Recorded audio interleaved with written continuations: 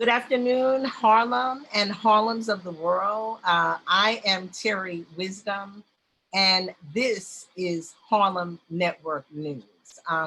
It is a great day in Harlem, as every day, but today is a very, very significant day. Today we are paying tribute and we are celebrating Dr. Martin Luther King Jr., who was very near and dear to us, and here we are so many years later having the same struggle.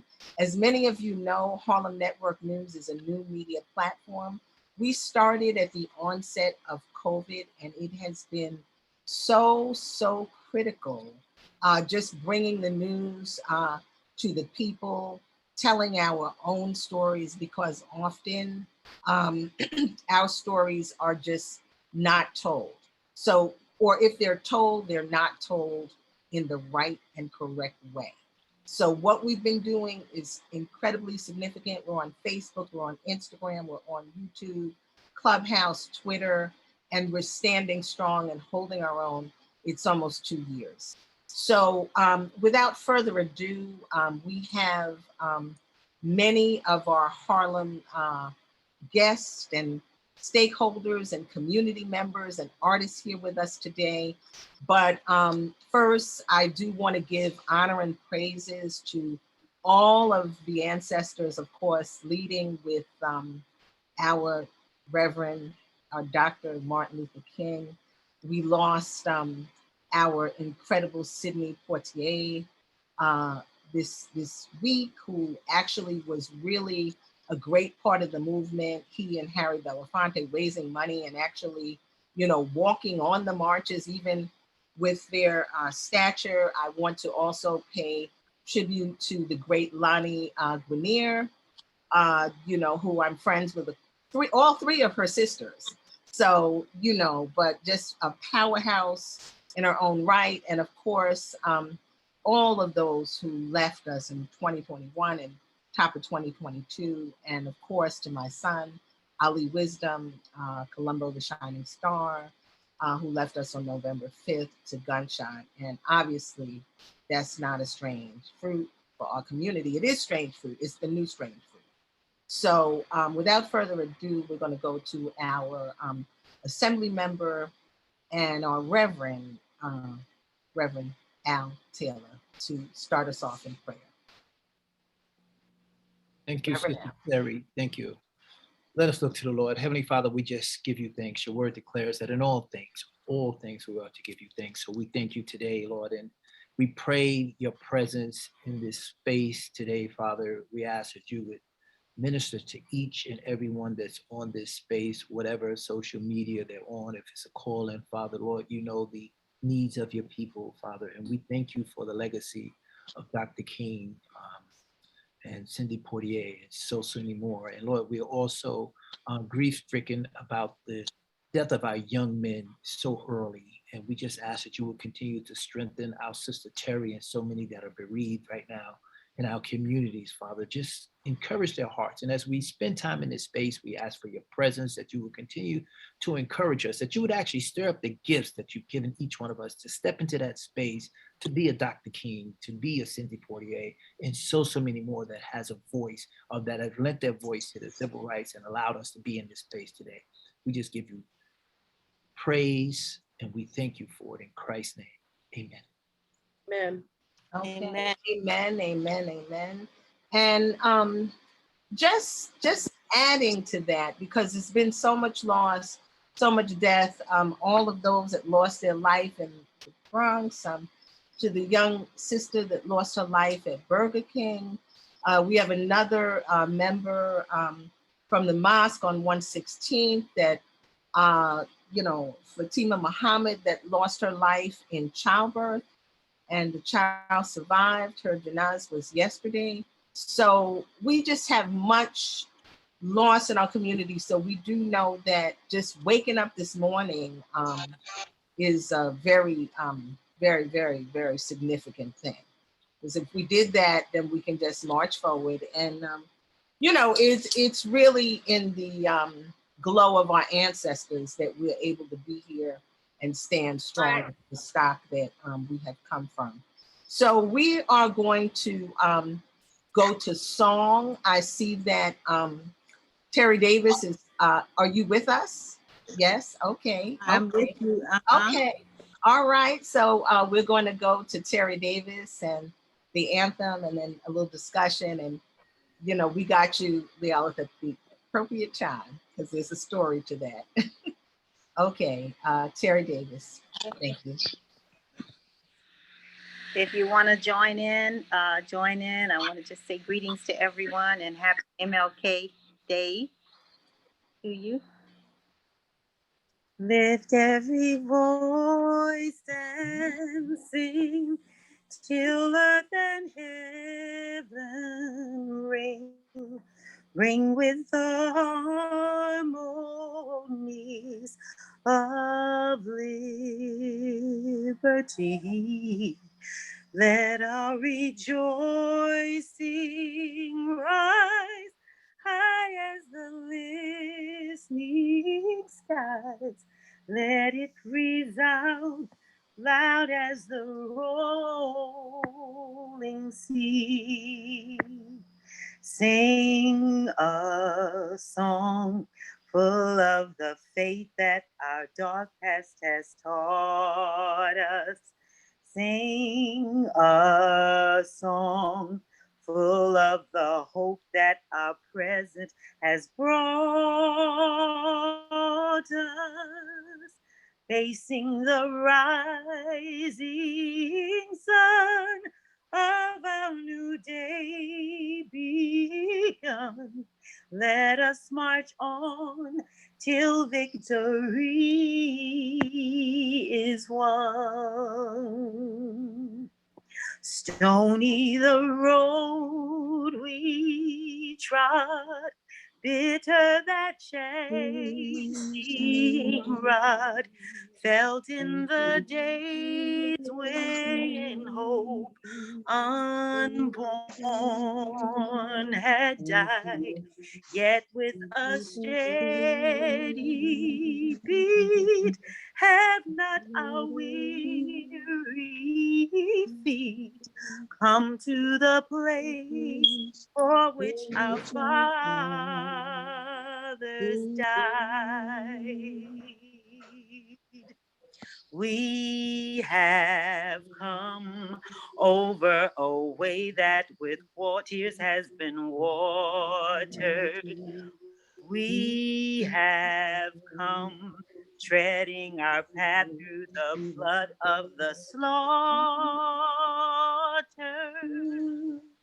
Out from the gloomy past, till now we stand at last, where the white gleam of our bright star is cast.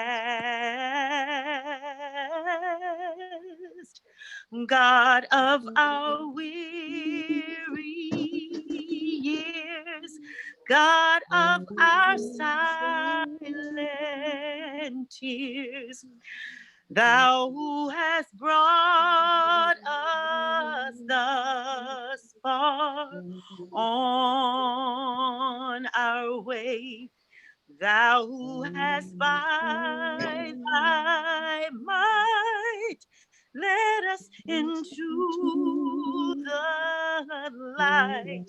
Keep us forever in the path, we pray. Lest our feet stray from the places, our God, where we met thee. Lest our hearts, drunk with the wine of the world, we forget thee. Shadowed beneath thy hand, may we forever stand, true to our God, true to our native land. our native land. Okay. Well, thank you, Terri Davis, and I want to commend you because you've passed through, and Terri Davis knows what I mean. We have a great rites of passage organization here in Harlem, which is Blue Nile, that happens through the Abyssinian Baptist Church. And one of the things that has to happen for the young people to pass through the rites of passage, they have to know all the stanzas of Lift Every Voice and Sing. Yeah. And so I see there are many people on here that know more than the first stanza. So very, very, very appropriate. Thank you. And I'll just add that at Howard University, as a music major, you could not pass unless you knew how to play Lift Every Voice and sing on the piano, as well as sing all the verses. All right. So that's shout out to HU. Okay, so I learned something today. All of my children and 2 of my grandchildren that are college age are at Howard University, and my daughter was in fine arts, but I don't think she was a music major. She was a combo of studio field. That's art and acting and music. So I'll have to ask her that. Yeah, that was back in the day. I don't know if they've changed it now, but back in the day. Okay. It went So hard. thank you very much for sharing that. That's very important. Thank you for significant. I'm Terri Wisdom. This is Harlem Network News, and I do want to formally introduce everybody who is on our MLK program today. And I must say that I really was divinely inspired to really just put something together today on this day. Normally we are on Sundays, and yesterday we did have Congressman Esplanade, who brought us some very important information just in terms of what's happening with voting rights, on the floor. And he actually gave a speech on the floor, I believe it was Wednesday, in support of the Voting Rights Act. And so he really broke it down. He explained a lot of information in terms of filibusters and, what all those things mean, and, who Manchin is and who the senator from Arizona is, really connecting the dots, because, we're hearing all these things, but a lot of people don't really understand what is going on. And someone in the community did call, and they were like, well, what are you doing for, Martin Luther King Day, and, this and that, and who's really, and I was like, okay, let me answer that call. I'm going to do something today as well. And also, I'm with an organization, and I want to share this with everyone. It's called Win with Black Women. And there are about 13,000 followers on that. They have a Facebook, they have Instagram, and, obviously, winwithblackwomen.com. But they're doing a lot of work, and it's a very powerful organization because there are women on it from all over the country. We meet every Sunday evening at 8:30. The person who started it, her name is Joteka Edie. She's actually a host on a new show that Oprah has called Sisters Speak. And she's just extremely powerful. But one of the focuses, a lot of the focus with Win with Black Women is political, it's health, it's all the things that our community is dealing with. But they have really taken some serious initiatives to, number one, bring in like women who are running for office every week to speak and share what they're doing and what help they need. People like Star Jones are on it, and Julian Malveaux, and the former president of Spelman. So many powerful women. Our own Dr. Hazel Dukes is on. I believe that Cicely Tyson was on, and everybody is there, not in an official capacity, but to just work collectively together. And they've been doing some serious work in terms of the voting rights bill. They've been flying, Sister Mel has been flying to Arizona. They're flooding the phone calls. I think there was a march in DC today. So each of us was charged with doing something on voting rights in our own city. So this is once again answering that call. So I want to go because I know time can be an essence today because we had some wonderful Dr. King programs. Murray Mars put something together that was amazing. Our former and our congressperson forever, the Lion of Lenox Avenue was on, Charles Rangel, and so many others, Honorable Inez Dickens, many of the elders that paved the way that had the stories to tell. So it's just a powerful thing today. And we do have our new council member, Kristin Richardson Jordan. And if you would just say hello briefly, and we'll go to who else we have on. Thank you, Kristin. Yeah, hi, I'm happy to be here. Thank you for having me on. Excited to talk about voting rights, and also I think we can extend that, especially at the local level, to diversity in our community board, and also to things like redistricting. That's coming up right now. One of the things I'm very concerned about is that as District 9, what are we going to do to protect our Black plurality and our Black political power? And our voting block, and so I'm looking forward to working with some other electeds and activists and organizers to make sure we hold on to that, because it's not just right to vote, it's also the way these districts are drawn up is also very important. Yeah, absolutely, absolutely, and it's very specific to our district, even when it comes to Congress. So the other person that is here with us is the extraordinaire Michael Greene, who is a producer, a director, a writer, theater company. If you would just say hello to folks, he's going to show us an excerpt of one of his plays. But if you would just, not right now, but if you would just introduce yourself, Michael, and just share what your connection has been to making sure we all know our history. Thank you. Thank you. Thank you, Terri. Hello, everyone, and welcome and greetings on this wonderful MLK Day. I am Michael Greene. I'm the producer director of Shades of Truth Theater. For the last 15 years, we've made it a point to bring historical, fact-based plays and make them accessible. We're often in the community at various churches, community centers, and some of the learning institutions book our shows on a regular basis. As Terri indicated before, our history doesn't really get the type of shine that it deserves. We have such a storied, multifaceted history that we can tell true stories about the Black experience in this country and still able to illuminate all facets of entertainment.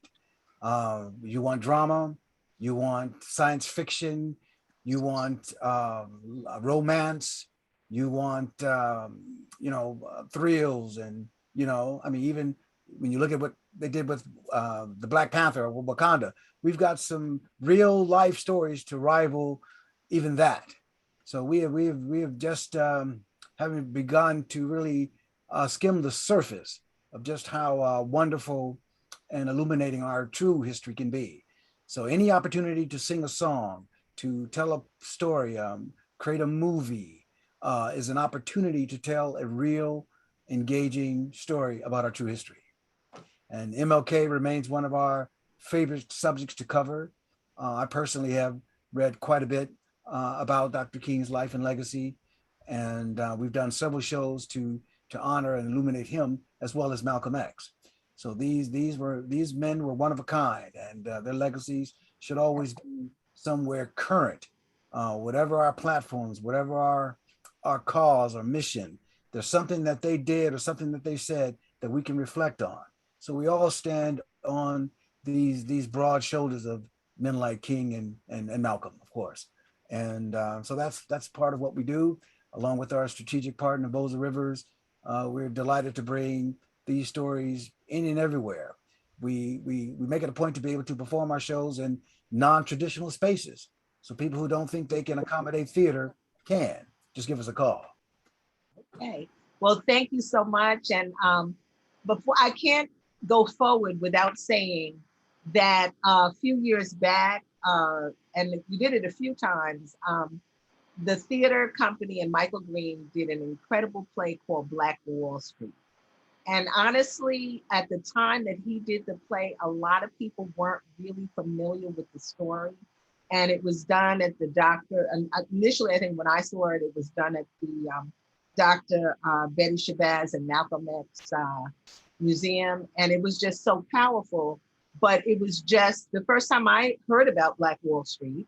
I think I was listening to public radio or something, and there was a dramatization. And the next time I heard about it, it was through you. So powerful. It's how we sometimes get our information.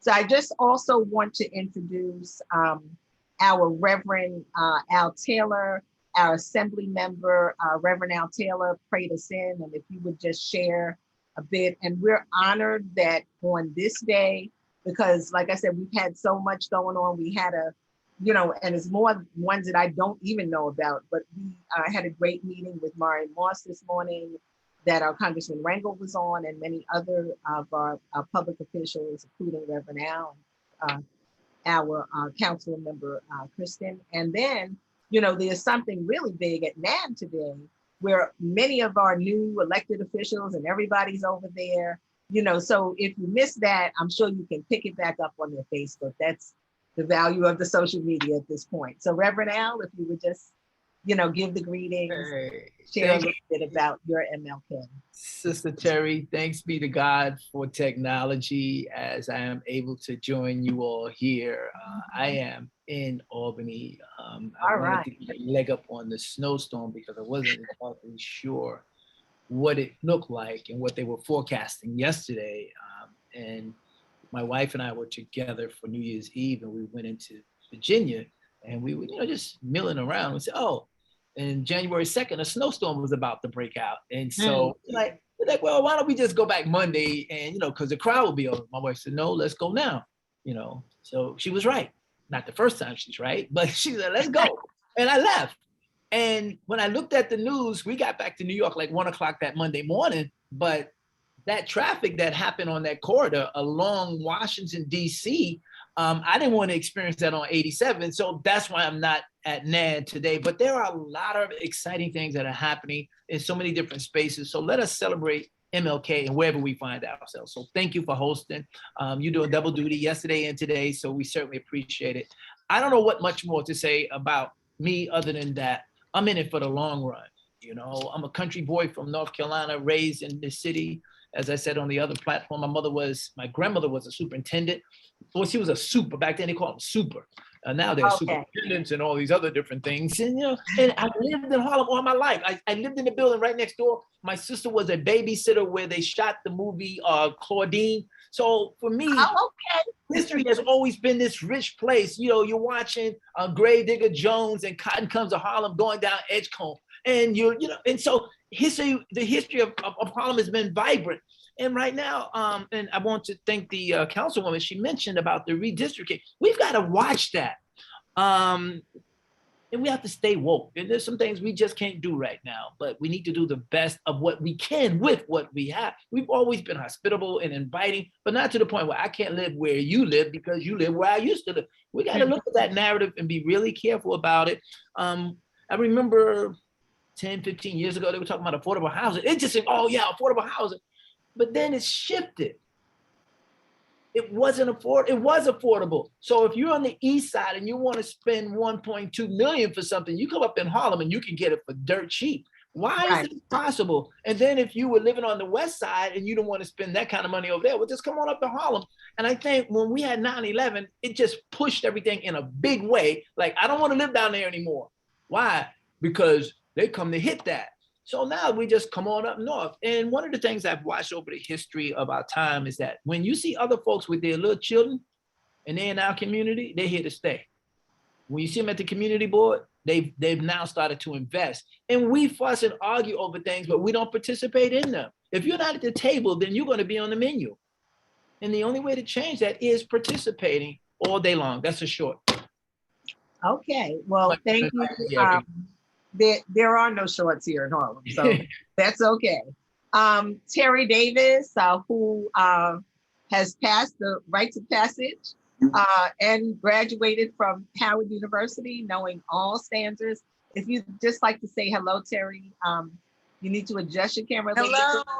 Okay. Hello. And share a little bit about Hello, what hello. you do here in this great Harlem, please. Well, I'm for the most part a jazz singer, and I sing at various venues. I also am a soloist at St. Philip's Church, and I teach senior citizens fitness at 3 different senior centers: Victory 1 and 2, Petionie, and Sage in the Bronx. I also teach beginner piano lessons out of my home. But as of, I think this weekend, I'm going to be going back to join working on the Royal Caribbean ships. Okay. Okay. The jazz. Yeah. Thank you, Terri Davis. And Terri Davis is extremely modest. You know, I've worked with her on so many things, from when we had Harlem Besame Restaurant to, you know, anything that was needed, you know, my son's wake. I mean, you know, she is just an amazing and all around person, new grandmother to a beautiful daughter, son Yes. graduate, Yeah. from Howard from an incredible Karsh STEMS program. And she's just a great presence here in this Thank you, community. We have a lot of wonderful people. And so are you. We appreciate Thank you so all much. that you And do. for those of you who are just joining, this is Harlem Network News, and I'm Terri Wisdom, and we are having our tribute, and it's intimate, which is a blessing, so that people can really share. We're going to go to LeeOlive Tucker, who is going to also, she's a Harlem Diva songstress, but LeeOlive, please tell the special story, the MLK story that you have, and just tell us who you are and whose you are. Thank you, LeeOlive.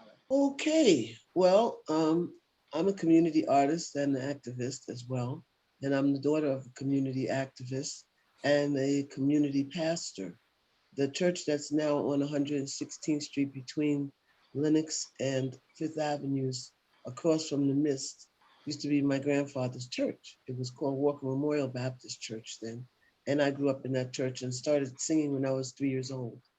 I am now 74 years old and have been singing for 71 years continuously. And I feel I was anointed to sing, and I'm still doing it. And I sang my way through the civil rights era and on many marches. The first march I ever went on was called Students Turn Toward Peace in 1961. And I put the wreath on the tomb of the unknown soldier in Arlington Cemetery. And I was singing and marching then, and I'll continue. I was at the March on Washington when I was 15, because my mother was the education chairman of the Harlem branch NAACP. And so we met right there where the square is at 116th Street, going toward Lenox Avenue, 7th Avenue, on the way to the park. And we took 3 buses to the March on Washington on the 28th of August, 1963.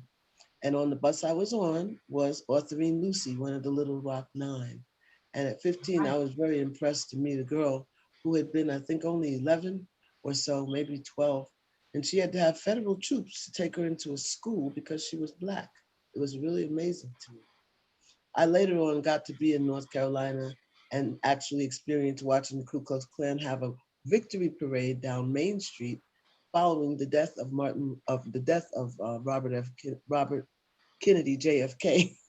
So I guess I was naive at that time, but I was very soon wised up, because I went straight from the March on Washington straight to that traditional Black grammar school. It was called Sedalia Palmer Memorial Institute in Sedalia, North Carolina. Okay. So it was a very interesting thing, being 15 at the March on Washington and seeing John Lewis. He immediately became my hero because he was the youngest person to speak there that day. When he was, Okay. when I was 15, he was 23. So Wow. it was very interesting to just follow his whole career up until the very end. And I too have been activated and energized, and like the Energizer Bunny, they put the key in my rack and turned it. Haven't run down yet. I'm still trying to make changes. And the one thing that I think really got in the way of the civil rights movement coming to fruit in a big way, it's that wouldn't have taken 50 years. I think it should have taken more like 30. Is that people said that word someday. Someday is not a day in the week. It doesn't come before Sunday or after Monday. It never gets here. So we got to say we shall overcome today, because it's got to happen now. The eyes of our children and our grandchildren are watching us saying, wait a minute, you started this so long ago? Yes, but you've got to continue it. That's why we need people like Michael Greene and you to remind people of their history and make things that are happening in our community current, present, and doable. Okay. Well, thank you, LeeOlive, and thank you for sharing that living history. You were there, and everyone heard it on Harlem Network News. And our group is very diverse today. I'm glad that we have artists on. I'm an artist, and I'm always gravitated and connected. And you know, artists are interesting because, of course, Michael Greene was the first person on. He's a producer. You know, he was here ahead of time. He was laying down stuff. And artists are interesting in that way, in the discipline. I've been blessed to work with Michael Greene in at least one of his plays. And I find everything that he does to be excellent, excellently researched, excellently presented, excellently written. And his portrayal of all our Black heroes that I've ever seen has been exceptional. I saw him portray Frederick Douglass, who my grandfather was born on the same birthday as Frederick Douglass, and that was one of his heroes.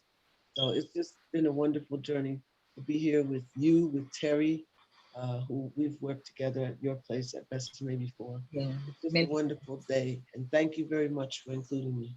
Yeah, very important, very significant. Dawn Jones, share with us who you are, whose you are, and what you're all about. Thank you. Yes, greetings, Harlem Network News, and happy Martin Luther King birthday, Reverend Dr. Martin Luther King Jr. birthday. I'm on the board of the National Action Network. Normally, this is my first year not being at church or the network because I have been under the weather for a couple of days. I plan to take I think it'll be my 24th COVID-19 test. So I got to find out what's wrong. So I kind of stayed in today, and I'm deciding whether to go to the New Amsterdam Musical Association. That's where I know LeeOlive Tucker. I'm currently, I have become a member of the New Amsterdam Musical Association with Amani Scott. We are vending partners aside from my city job. I'm a former resident of Lenox Terrace. That's where my family's from. My cousin was there for over 50 years. She died, she transitioned last year from natural causes. I moved into Esplanade Gardens. I'm a shareholder. I've been here for about 6 years. And Terri, I thank you so much for exposing the situation here in Lenox Terrace, and Al Taylor's office for helping me out. I've been waiting for 6 months for something simple as a soap dish and knobs, and I finally got it this month of January. I've been waiting since August. So the only thing left that has to be done for my apartment is please take this blue tape, but it's some very shabby work that has been done here in Esplanade Gardens. It's not right how we're treated as shareholders. We're supposed to be owners. I miss Lenox Terrace. That's where my family's from, but I got priced out as a city employee. But the services here are just not as good for us to supposedly be owners. But in addition, on the National Action Network, I sit on the board, and I will state my position publicly. I am not in favor of the high rises that are coming up, but I am okay with the museum. I think we could have a museum, and we can speak about our history, but we can keep it kind of level, because I have a view of the whole downtown in Building 4 where I am. So I'm going to state my position as a board member and as a resident here in Esplanade Gardens. I know, like I said, I would have normally been at the Public Policy Forum this year. I haven't missed one in over 21 years, and I haven't missed church in 31 years, but I'm really feeling under the weather. And something that we're going to be addressing this month for January is National Mentoring Month. is we're going to do a 5th Saturday virtual voter education forum from the comfort and safety of your home on Saturday, January 29th, 2022 at 12:30 p.m. And we're going to have a community discussion with community leaders on gerrymandering. A lot of that discussion was today at the National Action Network. I got to watch it live stream on redistricting. If there's anyone on the panel that would like to join us on that day, and I will put the Zoom information in the chat. And finally, Terri, I want to offer my condolences to you and your family on you losing your son. It's definitely, the gun violence has hit home. This year, we've also lost Earl Street Doctor over in North New Jersey, Russell Grady, the owner of Mr. G's, one of my favorite artists, James Ntume. Pauline Bostic was a member of a committee that I chair at the Democratic Club, where she helped us out catering the food. Also a city employee, we worked in the same building. Ruby Valdez is who I started eating healthy food at the Mart 125. And Crystal Nieves, who I did not know, but I laid a candle on Friday in her memory at Burger King. So as I stated earlier, we have to stop this violence that we're doing to each other. And I know that Al Taylor, you do great work around the issue, going up to the polo grounds and all the work that you do, Jackie Rowe Adams and others here out in the community. So once again, I want to thank you so much for having me, and just pray that God restores my health, because I would be at 3 Martin Luther King events by now, but I am home, sweet home. Thank you. I just want to flag, because I'm in Lenox Terrace and I'm 3rd generation Harlem. My great aunt was an original tenant here. And I definitely hear you about the conditions at Esplanade, because I have been there and I have seen it with my own eyes, and it's awful. But I do want to say that we are lobbying for better heat here at Lenox Terrace, so it is not all roses over here either. And we have our next tenant meeting is actually this Wednesday. Yes. And I am a guest there. Okay, text me. So if anyone wants to join that struggle, right now. struggle happening too. Yeah. Mm-hmm. Okay, so we have a lot to share. I want to just make sure, Reverend Al Taylor, are you in time constraints? I'm with you a little bit longer. Okay. So I want everybody to have an opportunity. How long is your sharing, Michael Greene, and your? Mm-hmm.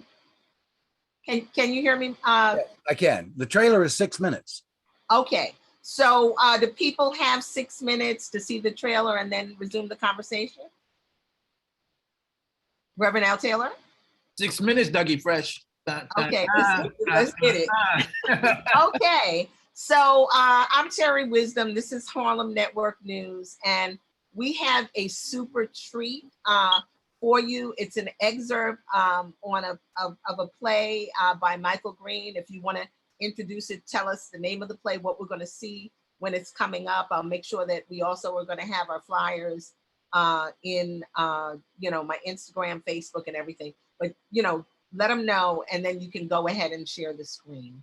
And this is a real treat. And I saw it first at the community board meeting, the Arts and Culture Committee. So shows that our system works. Thank you. Okay, so the title of the play is called Different Kind of King, and it's going to premiere January 26th on a Zoom platform by Dr. Arnold Thomas, who's a pastor in Vermont, and as part of his Racism in America. And so that's when you get a first chance to see it, but there'll be other screenings as well. So let's get to it.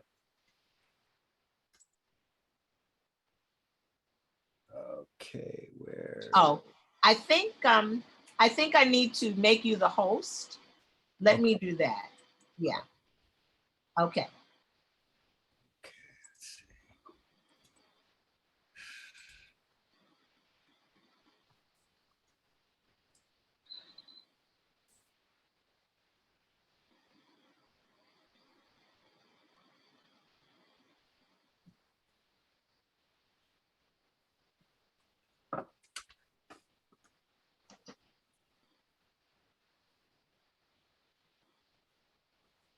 I was in a hotel room in Los Angeles, California. It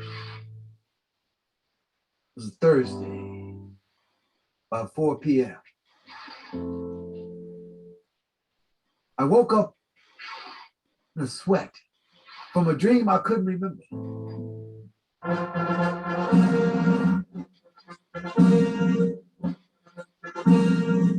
See, Mr. Hoover.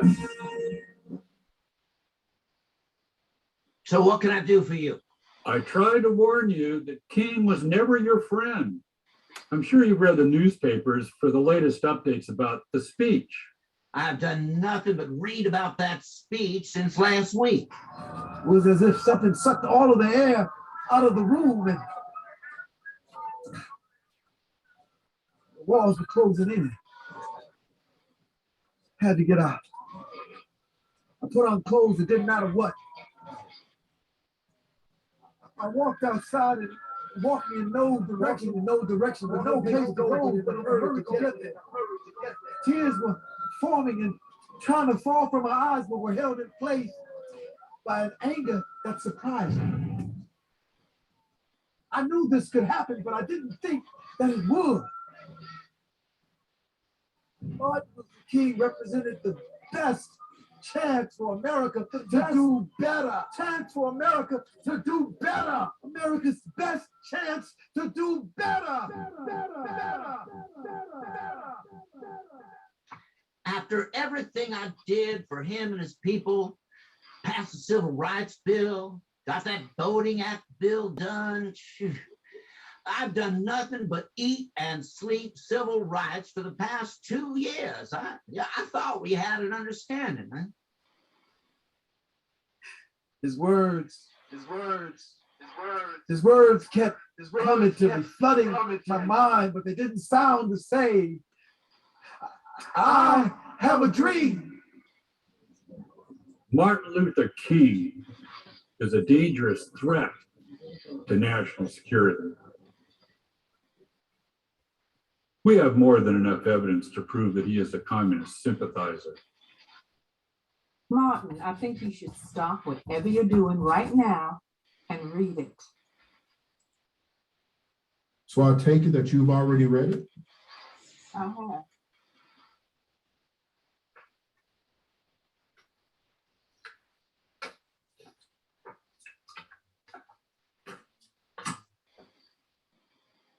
King, look into your heart.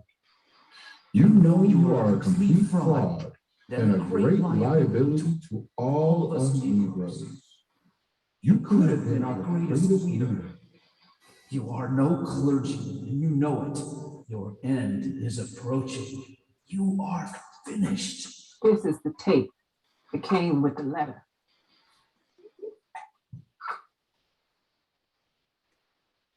Have you listened to it? No.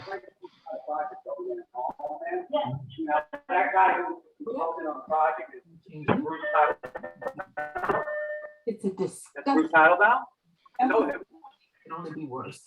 Martin Luther King was not. His wife is Stuart George, biggest lobbyist consultant. That's right. I know that. That's right. It's okay to remember the Martin King that suits your life's narrative. But I'm gonna have to ask you a favor. I'm gonna need for you to stop asking, what would Martin do if he was still here?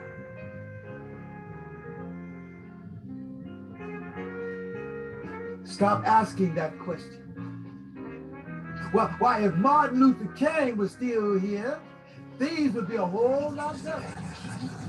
If Martin Luther King was still here, it wouldn't be all of these wars going on. Martin Luther King was still here, why, it wouldn't rain on Sundays and babies wouldn't die. If Martin Luther King was still here, why, I wouldn't have to take all this medicine. Why, if Dr. King was still here, it wouldn't have all this trash on the ground and every which way. If Dr. King was still alive, all these boys wouldn't be around here with the pants hanging down. If Dr. King was still alive, wouldn't hear all this devilish music. Why, if Dr. King was still alive, all the roads would have all these potholes. If Dr. King was still alive, things would be so much better. Stop it. Because Dr. King is not here. Now, how do we neutralize King? He may have done it to himself this time.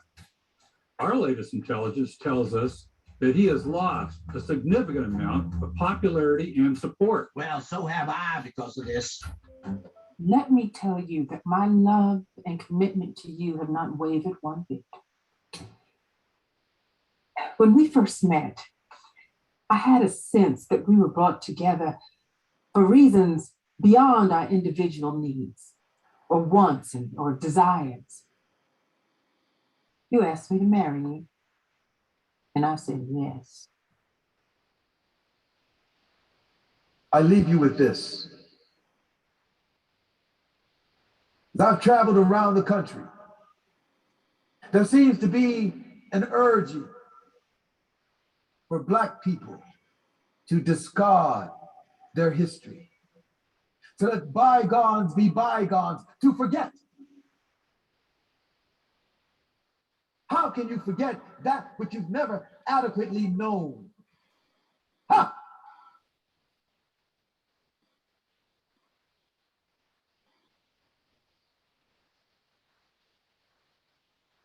Okay.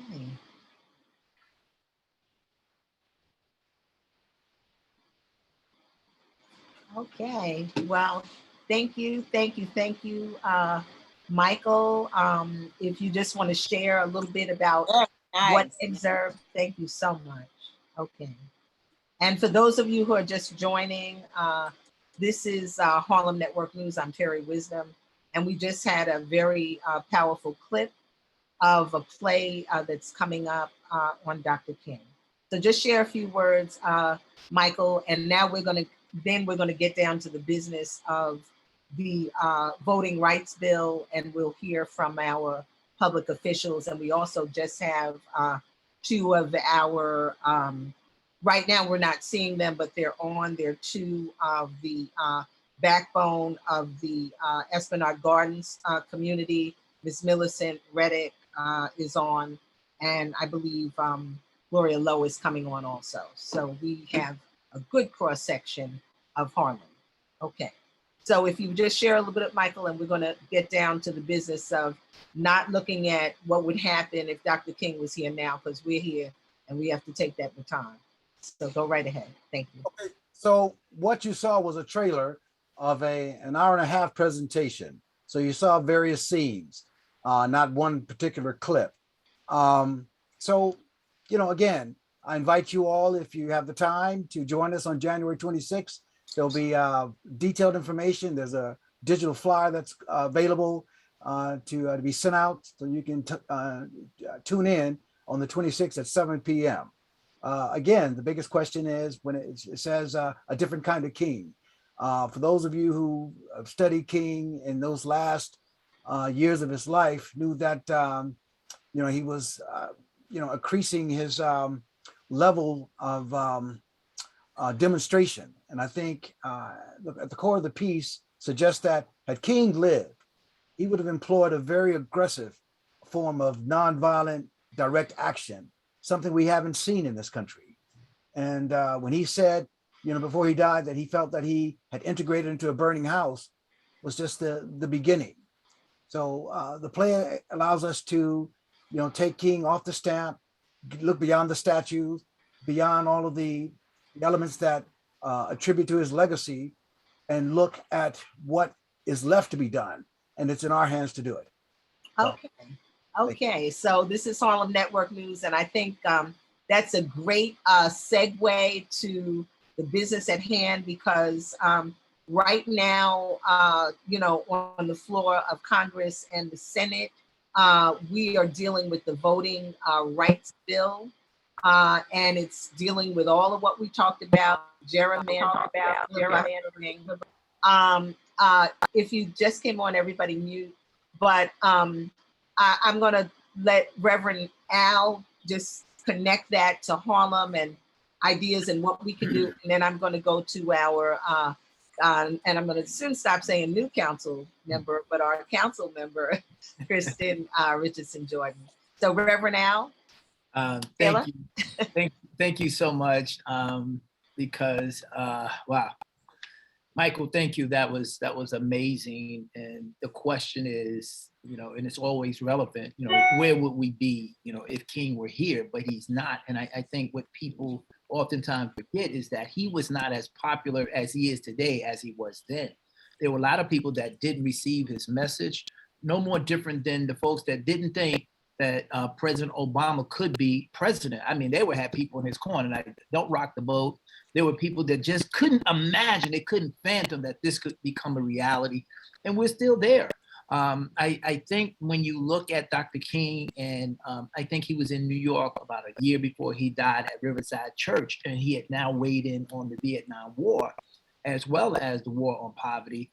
And it just transcended so many different cultures that he started to be more relevant than just to the Blacks, but to the nation as a whole. And that was a direct threat against this government. I won't say my government, but against this government. And at the end of the day, it just kind of got crazy. But as much as we're fighting for, and I just don't hope, I'm hoping I'm not going to offend anyone. If it is what it is. The people that need our services the most have a tendency not to participate in the process. And I tell young people, from the time you're born to the time you die, you're like this legislated. People are making decisions about you. So why not get involved in the process? And there are a lot of reasons and excuses why we can say this didn't work or why we don't get involved. But we have to move past that narrative and see that that hasn't gotten us anywhere. When I was growing up, I used to say the man this and the man that. But the people that robbed me didn't look like the man. The trash that was in my backyard didn't look like the man that put it there. So we have to educate and continue to mentor our young people. And some of them, when I say young, they could be as young as 50, but they've never transcended from where they are. And this is the mentality and the mindset they had. Voting rights is something that we need. And anytime you look at our nation and you see that they're trying to dismantle those things that are going to progress us, it tells you they want to take away the jewels of what we've accomplished. And what are we going to do? Are we going to roll over and let that happen? I want to thank those that are on the federal level fighting for that. But here, when we look at the numbers, why are we not participating in the process on election day? For example, Polo Ground Public Housing is a place that I'm familiar with because at 15, that was my hangout. People thought I lived there. So I'm not there by way of being a politician. It's just a place where I grew up in when I got myself in trouble. Just leave it right there. But there are as many people in the Polo Grounds as are there in Esplanade Gardens. But there's a disconnect. And we've got to continue to reach back, keep pulling, keep educating, fighting against the resistance to get involved in the process that you matter. You matter. And I often tell people, if you don't want to vote for me or anybody else, I don't care. Just go in and write your name in the ballot, just to let them know that you are there and you're fed up. You could write horse or bull or whatever you want to write, but just go there and do it. Just do it. And you'll see the difference in our communities. And we sometimes tend to be more reactionary than planning. And I just hope that I'm being more of a help than a hindrance in the things that I see myself doing. And I thank God for all the bad mistakes, being locked up. I'm not glorifying anything, but I thought I would lose my mind back in the 70s, just smoking Gus before the military showed up. So I understand that addictions are escapisms in our communities. And we can't stop there. And I remember the heroin addicts in my neighborhood, but now there's like, that's somebody's baby. Let's be kinder, let's be gentle. But if you read the narrative of what was happening back then, we were slowful, lazy, and da-da-da, and whatever. And you as a person of mean, not you, but in general, people of color, did not want to identify with their child that had away or walk away from because they had us to believe that it was shameful that we couldn't have these issues. Today, well, let's put our arms around everybody. We didn't get that same treatment. We got a jail, and Rockefeller made sure we got a place to stay. So I just want to make sure that as we celebrate, somebody's mic is up. Yeah. Let me as we celebrate this Martin Luther King Day, that we don't forget that it's like, it's so easy. Oh man, but there was trouble. The old folks used to say, so much trouble in my way, but we can make it if we lock hands together and collectively continue to serve in our communities. Michael Greene, continue to tell the narrative, get people to be thought-provoking. We don't need to go to jail to come out to be successful. We need to be educated in our public schools, our charter schools, wherever we can get the education to make sure that we're vibrant. I didn't know who King Tut was until I was 20 years old. History that I was taught was you're useless, you're chefless, you're useless, you're shuffle, and you're all slave. That's our existence. I'm tearing up my hotel room right now. I'm just like waving my hands. But at the end of the day, there's more to us than what they've given us in those narratives. And if we don't tell our history, the other group, they tell their history over and over and over and over and over and drill it in. And we get so fed up. And we don't have the luxury to get fed up with our kids. We don't have the luxury to talk about Miss Johnson's son and don't put anything on it to help Miss Johnson, because we're all broken and we come from a state of broken. I'm on a platform. Let me bring it way back in. We just cannot, and Sister Terri, thank you for this space, because we got to have these family conversations of communities of color. Lenox Terrace and Esplanade Gardens were places that you thrive to live for as a kid. Like, yo, and when you go past there, you knew to chill because you couldn't act up on that block. The other one was Bentis. They have right there on the corner of 141st and St. Nicholas, right there. That was a place I would go in and sell newspapers. I think it was 15 cents, but they would give you a whole $1 for the paper. They didn't want any change. I was like, those are the people that have arrived and living in Harlem, and you wanted to get into those places as a paper boy. There were so many ways to generate income that you don't have available for our young people today. How You At Cadet Corps, Millicent, and all those different things that were there to help us navigate through some of the things that we were facing. Let me say this in conclusion before I get off. Most preachers have 3 of those in conclusions, but I'm only going to give you one today. I promise. I won't do it 3 times in this space. By way of sharing information, New York State ERAP has reopened on January 3rd. So people that need assistance with paying their rent as a result of this, they may be eligible. We're asking the federal government to put more money back there. And I think a few folks mentioned Esplanade. We're going to have our follow-up. It's going to be a virtual on January 26th at 7 p.m., I believe it is, or 6 p.m. More information could be put in the chat if somebody on my team will just throw that up there. But we cannot not continue to fight like our lives depend on it, because it does. And when we look at some of these communities, they don't look like us. In my district, X amount of people moved out. And in the 70th Assembly District in that area, a whole lot of people moved in that forced us out of this process. So we won't get back in here. It's going back. Remember when Harlem, not that you all were around, but Harlem used to be white and blacks would only come there for entertainment and work. I'm just saying, if we don't know our history, we're doomed to repeat it. Thank you all so much, Sister Terri. Michael, again, thank you for jogging. It just sent something off inside of me. Thank you.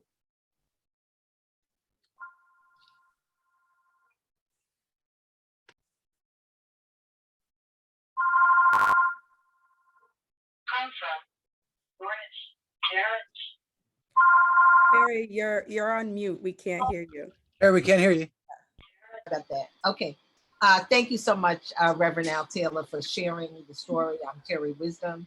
This is Harlem Network News, and we have a really intimate and diverse meeting here with Harlem Network News, and we're talking about MLK. We had the pleasure of seeing a play that's coming up by Michael Greene, The New King, and really is going to give us even some further insight. But what you were saying, one thing that I'm sure is a constant is change. And change is going to continue to happen. And as I was saying, when my parents grew up in Harlem, I know there were times where they said they had to like fight their way across 125th and Amsterdam because, that was like all Italian or Irish. And even the movie that's out now, I had the honor and pleasure of going to the premiere one of our public officials' brother was in it.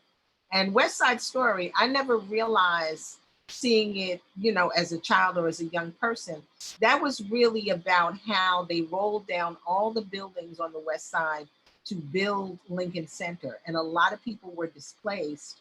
And that is where you got like the Irish and the Polish and the, you know, Hispanics fighting, you know, so change comes constant. But a lot of times change is like set up to be changed. Like we all know that in Harlem, so many buildings were warehoused and burnt down. And there was so many abandoned buildings. And that was really city planning where they held those buildings. And then at the appropriate time, they released them and jacked the price up, you know, even though they did have some buildings that somebody in a lottery could get for $1. I don't know too many of those people that got that. But we have to realize what is happening. And that is why, once again, on this MLK Day, we've got to really get a strategy to get this voting bill, you know, happening. I know I heard earlier today on the MLK program that Mari Moss has been doing for so many years.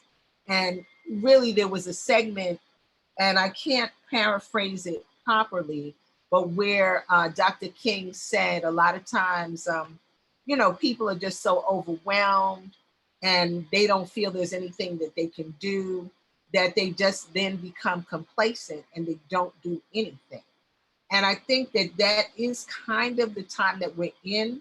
But because I'm in this grouping with Black women across the country, I'm hearing and seeing how important that voting is, especially if you're in Georgia, where nobody can give somebody a bottle of water if they're waiting online. You know, we're trying to go back to 1957. And here in New York City, where the voter turnout is the lowest, and it's not just for the Black community, it is the lowest voter turnout probably in the country when it comes to local elections. And people are not realizing the true impact that this has on their life. So with that, I'm going to throw it to our other public official, who is our, and I'm going to keep saying new, and I'll say young, which is a good thing, council person, Kristin Richardson Jordan. And I want to also welcome Ms. Reddick, who's here from Esplanade Gardens. Thank you for coming on, and we will be coming to you because it's a cross section of our community, our stakeholders and the people. So go right ahead, Kristin, and we're going to come to you after that, LeeOlive. Okay. Well, I definitely want to say thank you for the program, because I've picked up on a bunch of things already. I really appreciated the clip, Michael, seeing seeing that part, especially at the end, about like, what is the legacy of King? What are we doing next? I mean, that line about the burning house, I mean, the reason why I think so many people don't go and vote is because they see the burning house. So I actually have a little bit of maybe a twist on things than some others, but I feel that the reason people aren't getting involved, especially young people, especially poor people, is because they see the burning house, they know exactly what it is, they know it's set up for failure, and they don't bother.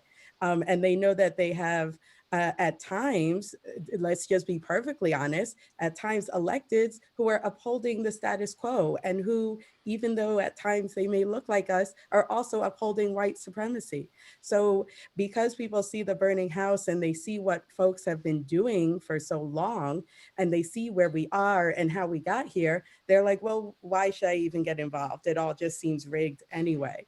And so one of the things we really tried to do with my campaign, and I think we accomplished this, was bring some new people into the political process. I mean, I'm that. I represent that, and I'm that. You know, it is someone who has not been in electoral politics. Although I've been an organizer and activist, I've certainly been involved in politics. I'm third generation Harlem. I've certainly been involved in community, but to step into the electoral arena and say, hey, voting can be an avenue for change. Elections and public officials could be an avenue for change. I think that's a narrative shift we have to work on. And it does mean, you know, I'm 34, I'm the youngest in the history of this seat. I think it does mean being willing to say, hey, the next generation can step up. The next generation can lead in different ways with support, you know, with mentorship, with backing, with it being as a village, but allowing for that change to happen and that passing of the torch to really happen. And I think that would only serve our community. And I think it's very in the spirit of King, because King always talked about the youth and always talked about centering that next generation. I really appreciated something that Reverend Taylor said, which was about housing and displacement.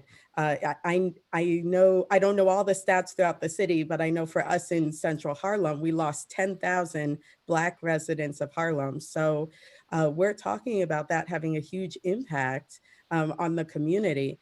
And I really do feel that my seat and my role is essential here. Because one of the ways that we're losing out on space is with a ULERP process that is toxic and broken, and with backdoor negotiations that aren't actually giving us actually affordable housing. And when I look at some other parts of the city, like East New York, they increased their Black population. So if you look at like Charles Barron's district, they increased in Black population. Okay. So what is it that they are doing, that they are practicing, that is in fact working over there? Because we're in the same city and we're not seeing that here in our district. And so there is space and place for us to fight the battles. And there is I believe, a lot of hope and potential, but we just gotta hold on to that faith that, you know, King was all about faith, and just believe in the process. Okay, well, thank you. And Reverend Al Taylor, I'm sorry, let me, you're unmuted. Okay, let's go for it. Let's speak to Councilwoman, thank you so much. I had a couple of conversations with Charles Barron, former assembly member, former council member, now council member, and he was very pointed in how he made that approach. So when they came to develop, he says, no, you're not going to use the AMI, you're going to use this local. And he fought and wouldn't move, and they kept coming at him, He said, it ain't happening until we get to this place. I love and admire Charles. I met him in 1985 when he was rolling with Herbert Daughtry back in the Reverend Herbert Daughtry back there. And you know, and he's been fire all this long. So I just wanted to just amen what you just said there and how they did it. But what that means, oh, Greg gets in trouble. What that mean is some folk ain't gonna eat the way they like to eat, because they're not gonna get that deal they thought they were gonna get, and they're not gonna look in, drive in, walk in, flash like they thought of, because they put the people first. I'm just saying, let me get out of here if I get in trouble. Thank you all so much. Very important. Thank you, Al Taylor. So just before you go, if you could just share what you think that we can do here to mobilize and energize this voting rights bill, because I think it also kind of reflects what Council Member Kristin is saying. It's like, okay, like we elected people, they're in Congress. Senator Schumer, I've got to really track him down because I really haven't had him on, but you know, he's like the head of the Senate. And because of, quote, a filibuster thing, which I don't even know that I completely understand, you know, now they need 60 votes instead of 50, but they're voting down and trying to take us back to 1957.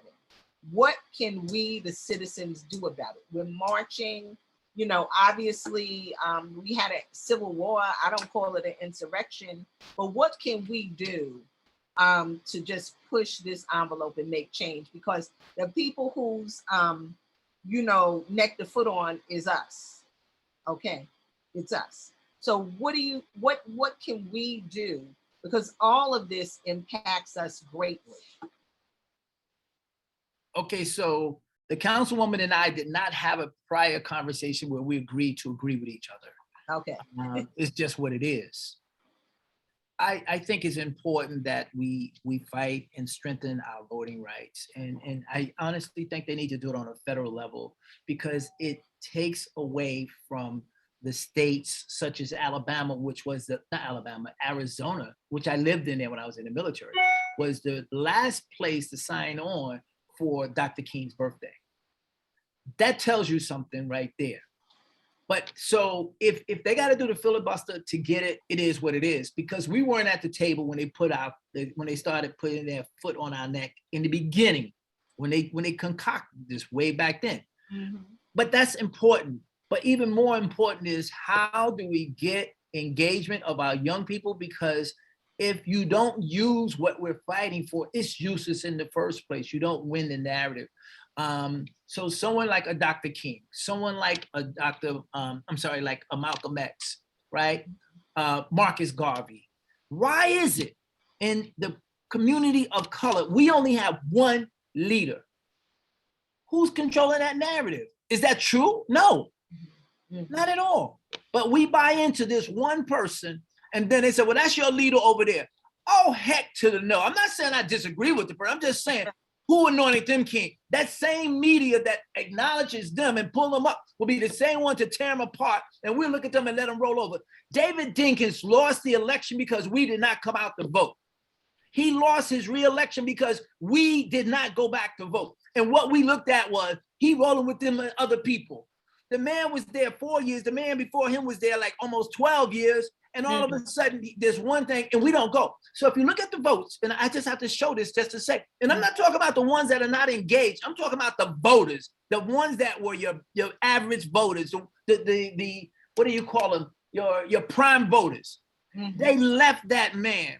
If you look at the history of when that race was called, polls closed at 9 o'clock. Everybody on that Democratic ticket knew who won underneath him by 9:30. It was almost midnight before they understood that or at least said that David had lost, Mayor David Dinkins had lost. Why did all those people on that line go to the other side or not vote for this mayor? We gave that back to them. We cannot afford to do this. And whatever it takes, I'm willing to roll up my sleeve and continue to register the voters in our community. And so if we're talking on the national level, that's great. But what are we doing locally? Because all politics is local. If they don't get involved, if they don't see themselves in that seat, I'm telling you, I never even imagined that I would be in this job. Didn't want the job, didn't care for it, because I thought like all those people doing slapping each other on the back, wearing this, driving around, and they're pimping us. That's how I saw it. But then I realized that from the time you're born to the time you die, people are making decisions about you, and you must get in the process. You must be a part of it. And if God has truly delivered and brought you from somewhere, who are you not to go back and give back? So that's my reason for being in it. And I think we need to knock on the doors and get our young people registered. We try to do same-day voting in this state, but the voters wouldn't come out and vote for it. Yeah, they let a conservative narrative push the narrative and say, well, if this means this, you know what? Stop the divide and conquer stuff. We need to understand, and my sister, the city councilwoman, continue to do the work. I look forward to being on a block with you. But if we don't change the narrative, then we're going to be at fault 20 years from now. Okay, they're going to blame us. So I think, and you know, this is from a media standpoint, and I think media is extremely important. That's why we started Harlem Network News, because seeing the 2-minute sound bites or whatever it is, that's what people believe. And there's a psychological component to it, because even if you tell them something that's the truth, if they saw it on major media, that's what they're going to believe. So that's why it's really important for us to change the narrative, tell our own stories. And, you know, maybe, you know, from a media standpoint, I realize that we have some impact and we have some power. Even doing something small like this, it's going to be on Facebook. I'm going to put it up later on this evening on YouTube. And I'm going to share with the 15,000 people that are on We Win with Black Women, to let them know here in Harlem, this is what we're doing. And they got troops that can maybe come in and help us, because that's what they're doing. But we have to really get a plan, you know, a little subcommittee or something to get the voting out, and then also potentially to deal with some of the issues that we're facing. And this gun violence thing, actually, Miss Jackie Rowe Adams of Harlem Mothers Save has just joined. I'm a new member. Thank you, Miss Jackie Rowe Adams. You know, but it's touching home because I believe Crystal that was shot and killed in Burger King, she is the niece of one of the assembly people or council members, help me out, in East Harlem. I don't know if it's Diana Yellow, but it's one of the East Harlem council members. That is her niece. You know, I'm sitting here in Harlem Network News and my son is killed. You know, Jackie, you know what I'm saying? So it's kind of like, is this the bingo game? You know, who else? You know, I'm looking here. We got me, we got Jackie Rowe Adams, you know, the assembly person from East Harlem. She's not on here, but I can tell you that once I spoke that word, I can't even tell you how many people called me and told me that their son had been shot too. You know what I'm saying? So that's what we are dealing with, and only we can, you know, help ourselves. So, you know, maybe we need to coordinate some kind of little committee, you know, that has a statement or does something or comes out with something. But this is war right now in our community. It's war, the mental health, you know, people pushing people off the subway tracks and, you know, and saying, I did it, you know, it's a mental health and a drug issue. And all this comes from the economics and the housing displacement. So I've said enough. Miss Jackie Rowe Adams, if you would just say hello and just share briefly. Let's see. You might be muted. I'm not sure. Let me see. Okay. Let's see. We can't hear you right now. You're not muted, but we can't hear you. We still can't hear you. You're not muted on our side, but we can't hear you. So, not sure why. Okay, so we're going to come back to Miss Jackie Rowe Adams. I wanted to, we'll come back to you, Miss Jackie Rowe Adams. We can't hear you. You got to fix your audio. I wanted to just say hello to Miss Millicent Reddick. And Miss Reddick, if you would like to just speak a little bit before Reverend Al Taylor goes, because that's your district. And I'm not sure if you've met our council member, Kristin Richardson Jordan. But if you would just say a little bit about who you are and whose you are and why you're here, Miss Reddick. Thank you. And I've got to unmute. I had everybody muted. I don't know. Miss Reddick, we can't hear you either. Okay, you have to unmute yourself. Ooh. Okay. Miss Reddick, can you hear me? Raise your hand if you can hear me. I'm not sure what's happening to people. Everybody that's on here, please unmute yourself. Miss Reddick, hello? Let me see if I can hear you, Christian. Yeah, Okay. I'm here. I think they may not have their audio connected because I see there's no microphone indicating they're mute. Okay, okay. Yeah, we haven't muted. So Miss Reddick, if you can hear, you've got to connect your audio. Okay. Okay. So and Miss Jackie Rowe Adams? We still can't hear you. You got to try to connect your audio. Let me see if I can hear you, LeeOlive. Oh, well, I'm here. You can hear me. Okay, okay. So while, okay. Yeah, we're gonna work on the audio for Miss Jackie Rowe Adams, and we're gonna work on the audio for Miss Millicent Reddick. Miss Millicent Reddick is a shareholder at our Esplanade Gardens, and we also have Miss Gloria Rowe that's on. I don't know if Miss Rowe, if we can hear her or you know, if she's going to share.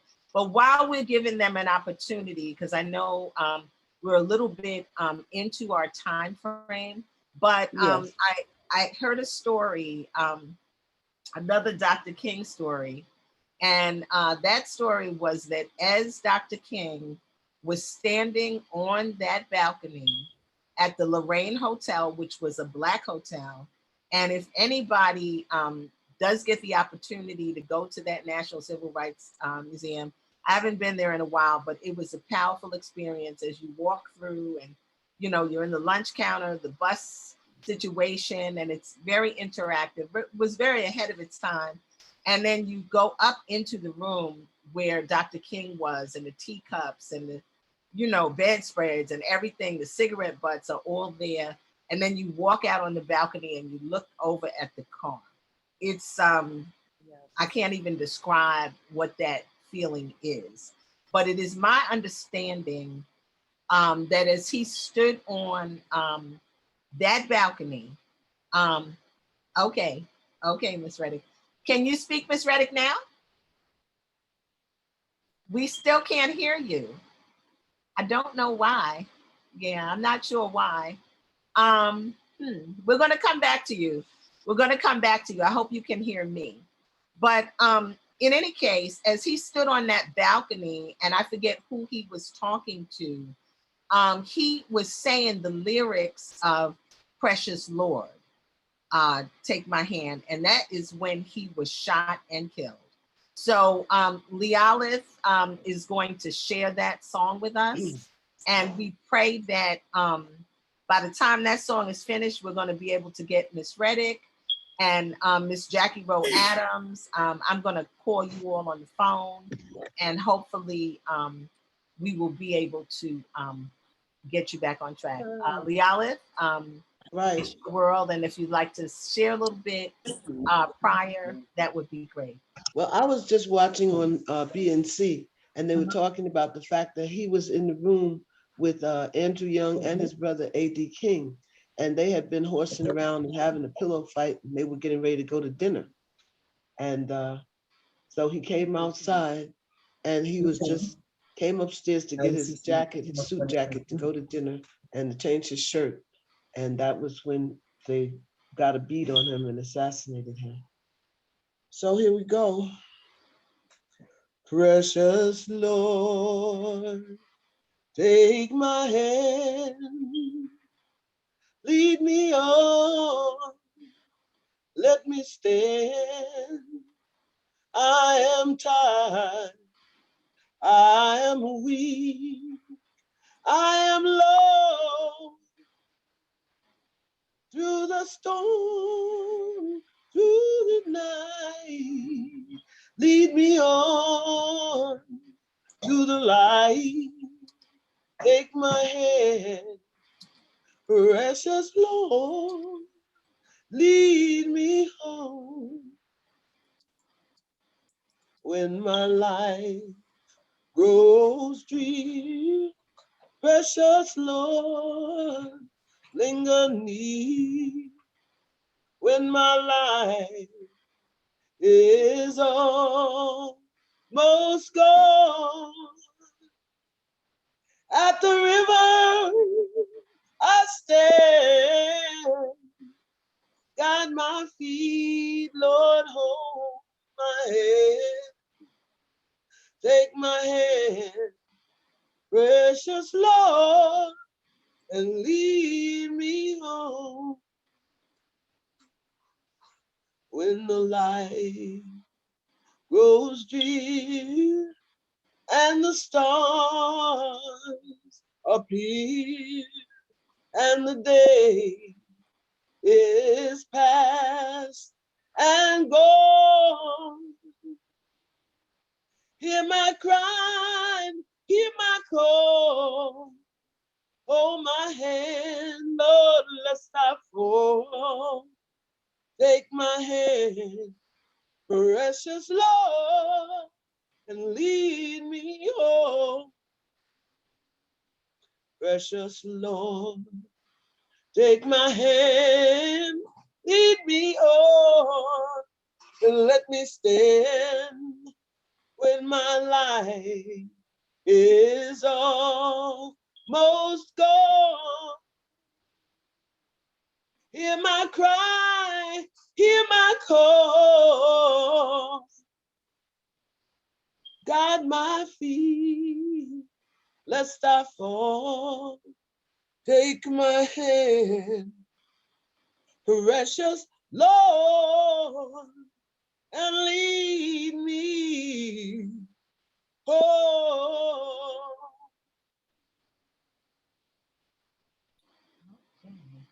Well, thank you, LeeOlive, and that's a powerful moment. And certainly, LeeOlive early on did tell the story of being at the March on Washington, and that her grandfather was a preacher of a church, and she's been singing since she was 3 years old.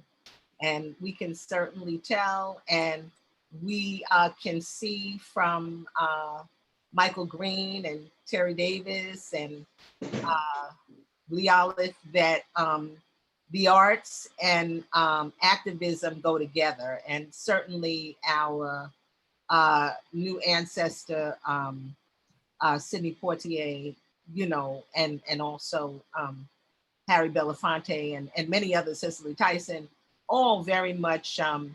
Ruby Valdez. Examples. So powerful. Miss Reddick, were you able to get your audio set? I hope you can hear me. Can you hear me? Yes. Okay.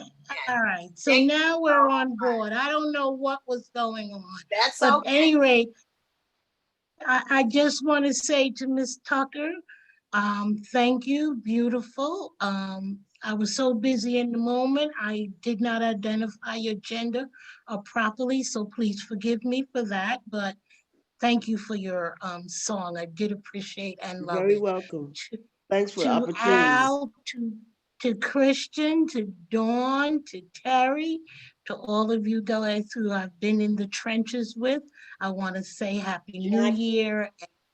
You know, miss you guys, and I'm back on the front.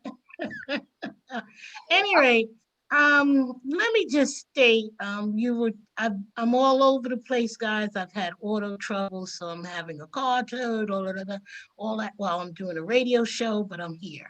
So I'm in and out of some of the conversation, but let me state that in the things that I've been listening to in and out, this is a day to remember.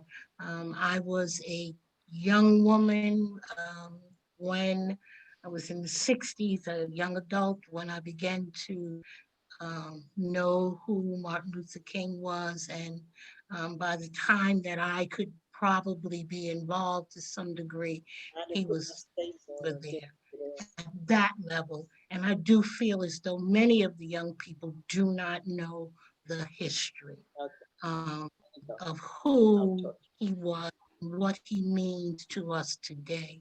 Means a lot. As I move through this, the one thing I think about is that in 1963, he indicated the need for us to understand why we needed to vote. I've been voting since the day I could vote, which was 18 years of age. I think at that time, may have been 21, I don't remember anymore. But my mom voted, my dad, and I was going to follow in the footsteps of my ancestors and what they did to make it possible. And today, I think one of the biggest things is that I must agree with Kristin. When I talk to all the young people, what I recognize is they don't know. They have no idea. So I really feel as though they have not been educated at many levels. We had civic studies. We don't have any of that anymore in the schools.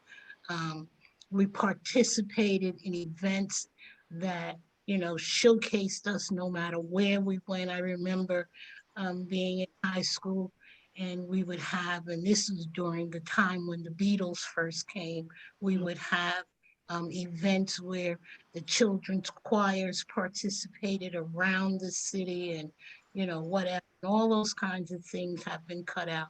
But the main thing that I speak to is the fact of education. I spend a lot of time with my young adult children and my old adult children, because I have the children who are grandparents. I mean, All not right. grandparents, but are parents, okay? And so knowing that I spend a lot of time with them, and I have to make the discussion to the 24-year-old and the 19-year-old in such a way that I don't bore them. And part of it is to let them know not only their legacy, but the legacy of what it meant to get to where we are today. I do feel, and I'm kind of just thinking about listening to some of the comments that have been made today. I'm an advocate of Roland Martin's show. So sorry, guys, I love him every day. I love it too. He's my news person. I'm going to always put Roland, because Roland is there for us. And having said that, Mr. Clyburn made a very clear statement, and so did Reverend Barber, and they both basically said, hey, we got to keep moving forward. I think as part of the Democratic Party, we've been passive.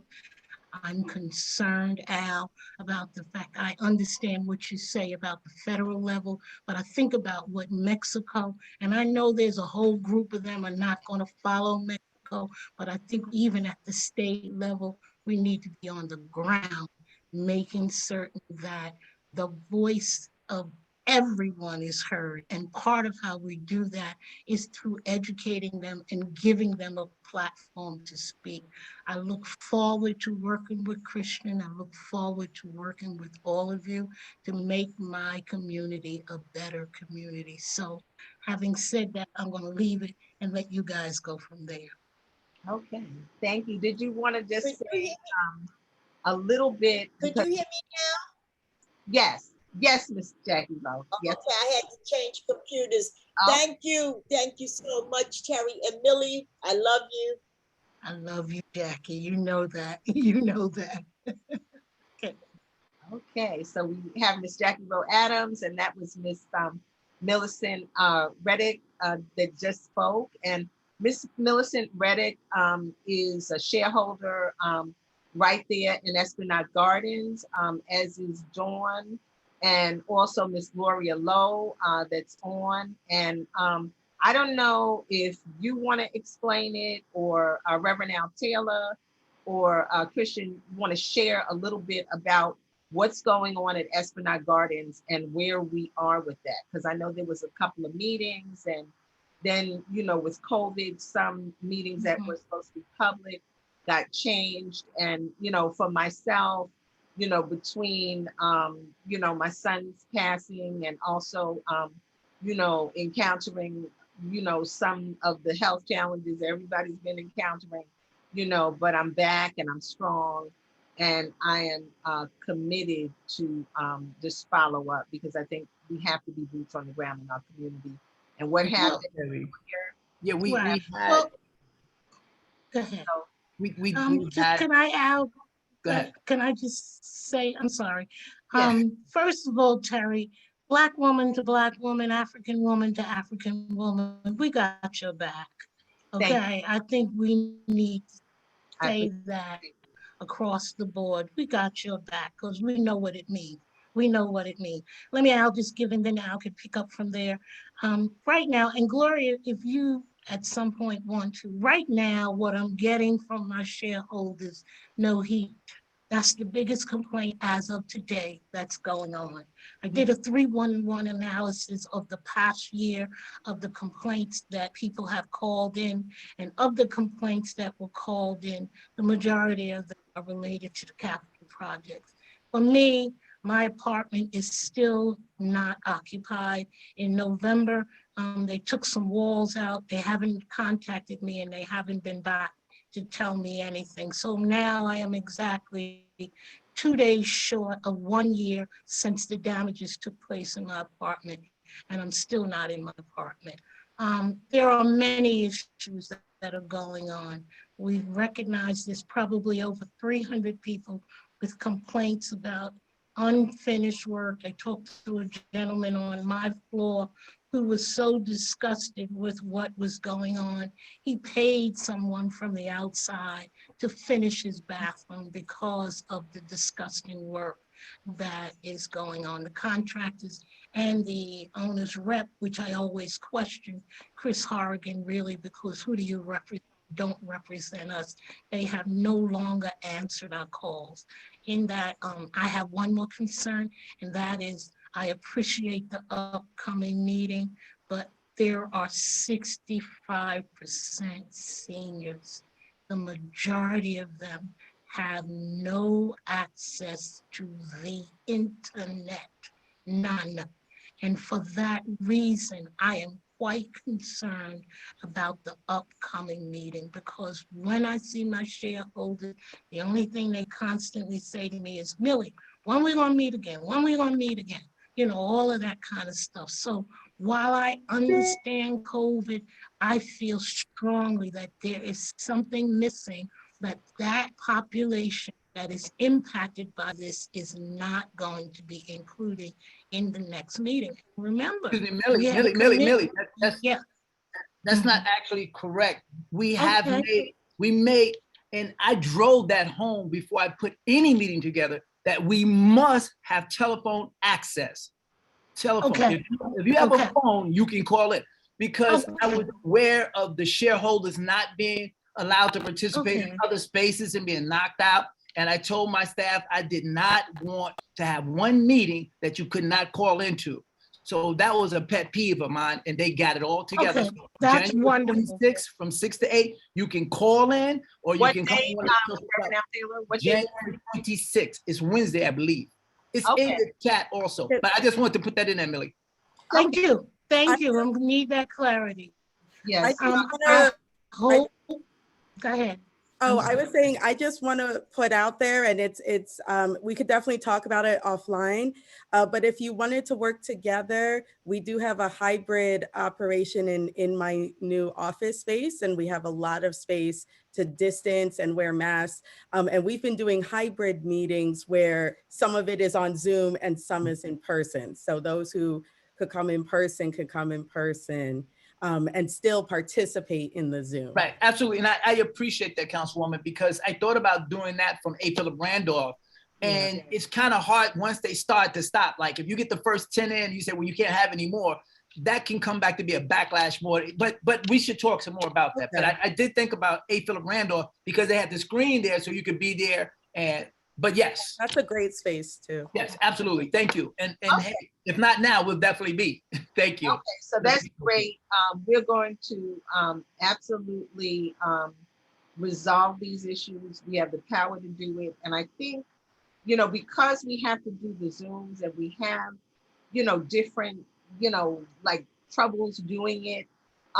You know, I don't know if from your office, Christian, or Reverend Al Taylor's office, you know, we can do like maybe get like a cheat sheet, you know, so people can know step 1, step 2, or bring in, you know, if people are able to come in for some little training sessions, you know, not a lot of people together, because, you know, this is a way we're having to communicate. And it is difficult, you know, not only for seniors, but for people that are not that tech savvy. And you know, once again, trying to get in, you know, I don't know what the budgets are, but maybe we have. You won't even need a budget, Sister Terri. Yeah, for that. But also maybe we can get some, you know, iPads or some things and train for people that don't have it, because at this point in time, that's even affecting some people's doctor's appointments, you know, with absolutely virtual, you know, so it's just a lot of things that absolutely we're dealing with. So that meeting is coming up. The notice is in the chat. It's gonna happen. We know there's a situation that has been at Esplanade Gardens. And once again, it's a situation that we have to jump on, put our boxing gloves on, and knock it out. You know, it's Sister Terri. Yes, sir. If I can add, Clayton Banks, who is the director and CEO of Silicon Harlem, is amazing, and he's agreed to do some of these workshops with us. So if in most instances, if they have a cell phone that they're comfortable with using, it's a computer. So yes to that, and Councilwoman Jordan, yes, let's figure out how to do it, because he's offered those services already. So let's figure out how to roll it out. And when I say it won't cost money, you don't necessarily need an iPad if you already have one of these gadgets. Even if AARP gave you the gadget, got the big numbers and all that good stuff they can do. So I would love to do that, and we can come back and set up a time. Yeah, I think it's important because, you know, especially in this world and in this arena, this is impacting, you know, our communication, which is why, you know, some of the next steps, I always try to put everything up on YouTube because it's easier. But my next move is to definitely be, which I've had shows on there, the Manhattan Neighborhood Network, so people can just turn on their TV, you know, if in fact they have cable. So that's the next step. Miss Jackie Rowe Adams, let's hear from you, and please share, you know, and we're glad that you were able, I think we can hear you now, and tell us who you are, about your organization, and what's happening. So yes, I had to change computers. Thank God I have computers to change. All right. You know, just listening to what's going on now, you know, with others. And I'm so glad to see our councilperson, Jordan, and to hear from our Reverend Assemblyman, Al Taylor, that everybody's going to work together. Just let me start off by saying thank you, Terri. Thank you for your undying work that you do, you know, considering the circumstances that you have and I have been through, we rise, and to make sure that we have others getting involved, especially today's show. I'm just so glad to be on it because we talk about Dr. Martin Luther King. These are the things that he worked on. This is the leadership that he showed us, that he paved the way for us, the stuff that we're fighting and talking about peacefully. I just want to say I was honored this morning at, where was I honored? The Baptist Ministers Conference of Greater New York and vicinity. I'm having a senior moment for a minute. So I was honored at the Baptist conference this morning at Mount Olivet. Mount Olivet, I haven't been there in many years. But anyway, it was there. The Reverend Curtis, you know, was there. So many pastors, Reverend Scott. It was the Baptist Ministers Conference. So, you know, it was so many pastors. Yes, yes. But let me say, I am just honored to be honored. And on Martin Luther King Day, you know, to stand there and so many speakers, they had so many speakers before the honorees. I think they should have put the honorees first because they had about 10 elected officials, so you could imagine. But each one talked about the violence that's taking place, Terri. Each one talked about the 17 lives lost. And so what I'm saying, it connects on the subject that we're talking about. The lives that's lost in the fixture and the heat, and it caused heaters, and you need things to keep the people heat, hot, comfortable, you know, and I say hot, comfortable, because that's what they want to be. I know I'm kind of cold. I want to be hot right now, you know. So it is in tune today of what the show is about and what the Zoom and what this Dr. Martin Luther King piece is about. Because when you're losing 17 lives and so many, you know, people that's out of houses and homes, that's only for the Black and brown community. And that's what was said throughout, even Chuck Schumer. Chuck Schumer was honored along with myself and Don Peoples. But Chuck Schumer, he stated that the new Manhattan Borough president was there. Robert Jackson was there. Everybody was there, the DA. But these are the words that were said today. And I was just proud to be among them. Our new controller, he acknowledged that he was at each prayer visual for the young lady, Kristin, that got killed. You know, so everybody came, like I said, we all have to come together. We must get these guns off the street. A lot of the pastors talked about that. A lot of the elected officials, you know, coming in. And I talked about, because DA Bragg was there. And when I spoke, oh, Hazel Dukes, how could I forget her? Because she rocked, of course. So when I spoke, I said, we have to stop. We have to stop pitting each other against each other.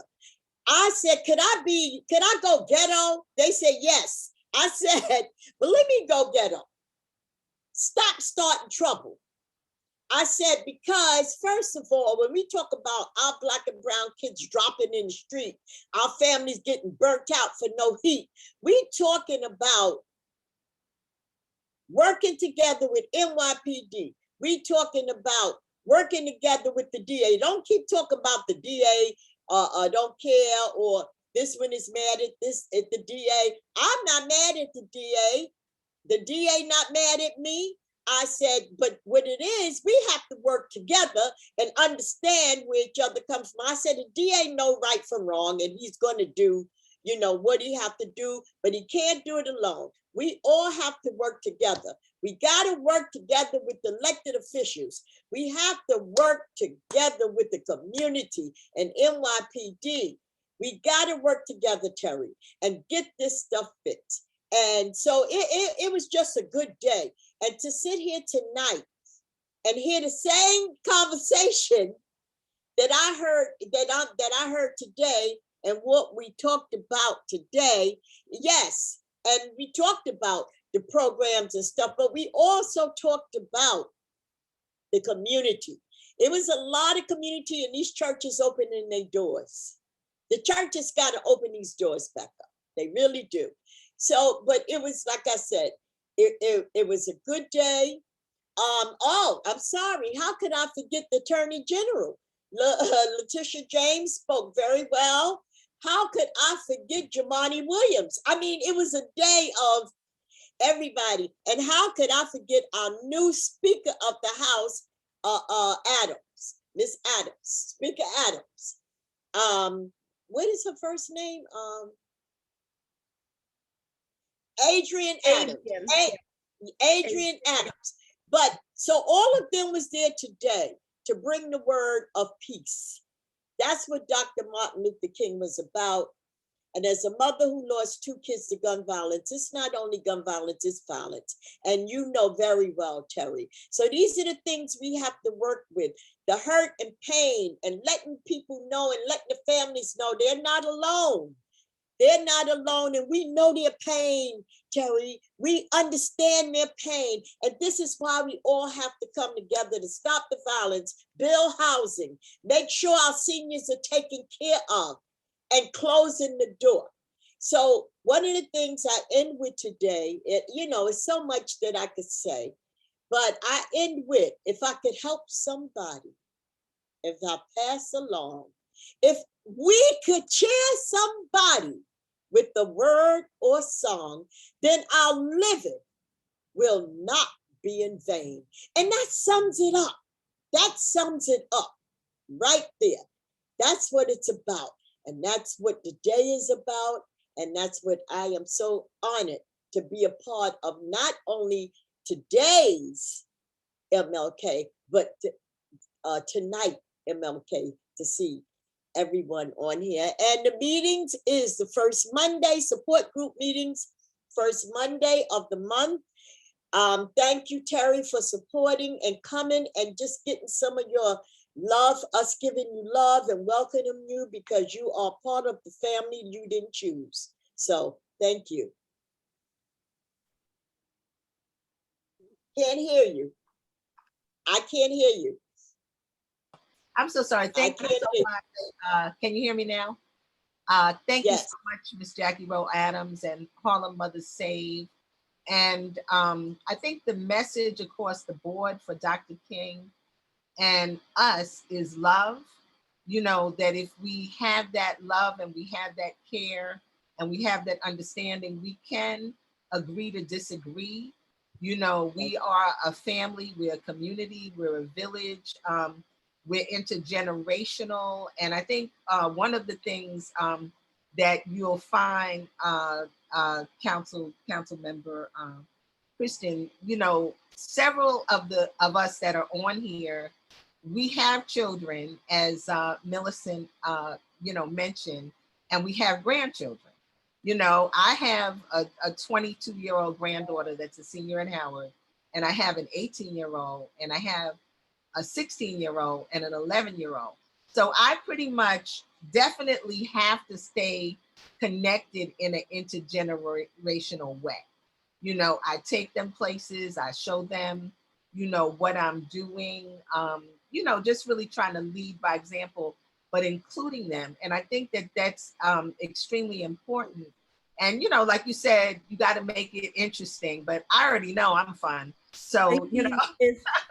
If I could just say, I was speaking to positions of leadership, so not just the teaching, yeah, which I do think is important, but also being able to share power and being able to pass the baton. And I think that is part of King's legacy. And King spoke very eloquently about the next generation and about youth and about shared leadership. And the other thing King really spoke about was state violence. I mean, when he talked about nonviolence, he wasn't just saying interpersonally, he was also saying no to the war in Vietnam with military violence, and he was saying no to police brutality with state violence from the police.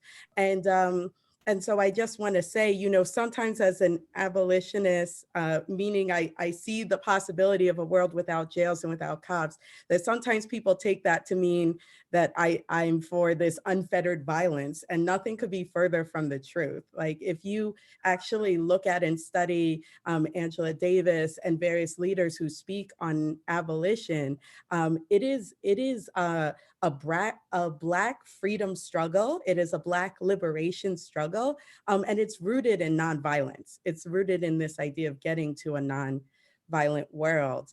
And I agree that sometimes we could work with police, but I agree that that only happens when we have some officers who are willing to do the right thing. And unfortunately, a lot of times officers are punished if they do the right thing. And a lot of officers who speak up are discouraged from speaking up for the right thing. You know, for example, in ECRB, an elected civilian review board, where we would actually have accountability for our police. There are police officers who agree with me on accountability, but they are often overshadowed by others who are more profit driven, more power driven.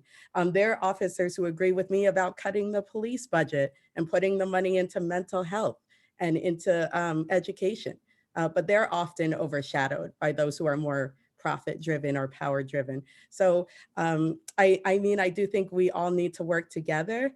I do think we all need to work together with a goal of Black liberation and radical love, because that's really King's legacy. You know, it was about love for the whole human family, particularly, you know, the least of these, particularly those who are left out. You're muted. I apologize. This is Harlem Network News, and we're going to wrap up now. It's hard to have a short program and talk about Dr. King and also bring it forward to today and the work and the things that we have to do. And in terms of the intergenerational, it does have to do with leadership, and it does have to do with just starting. It has to do with listening. It has to do with it being a holistic community. And it's almost like we forget that, unless we not forget, that Dr. King was a young man in his 30s when he did most of the work, and so was Malcolm X.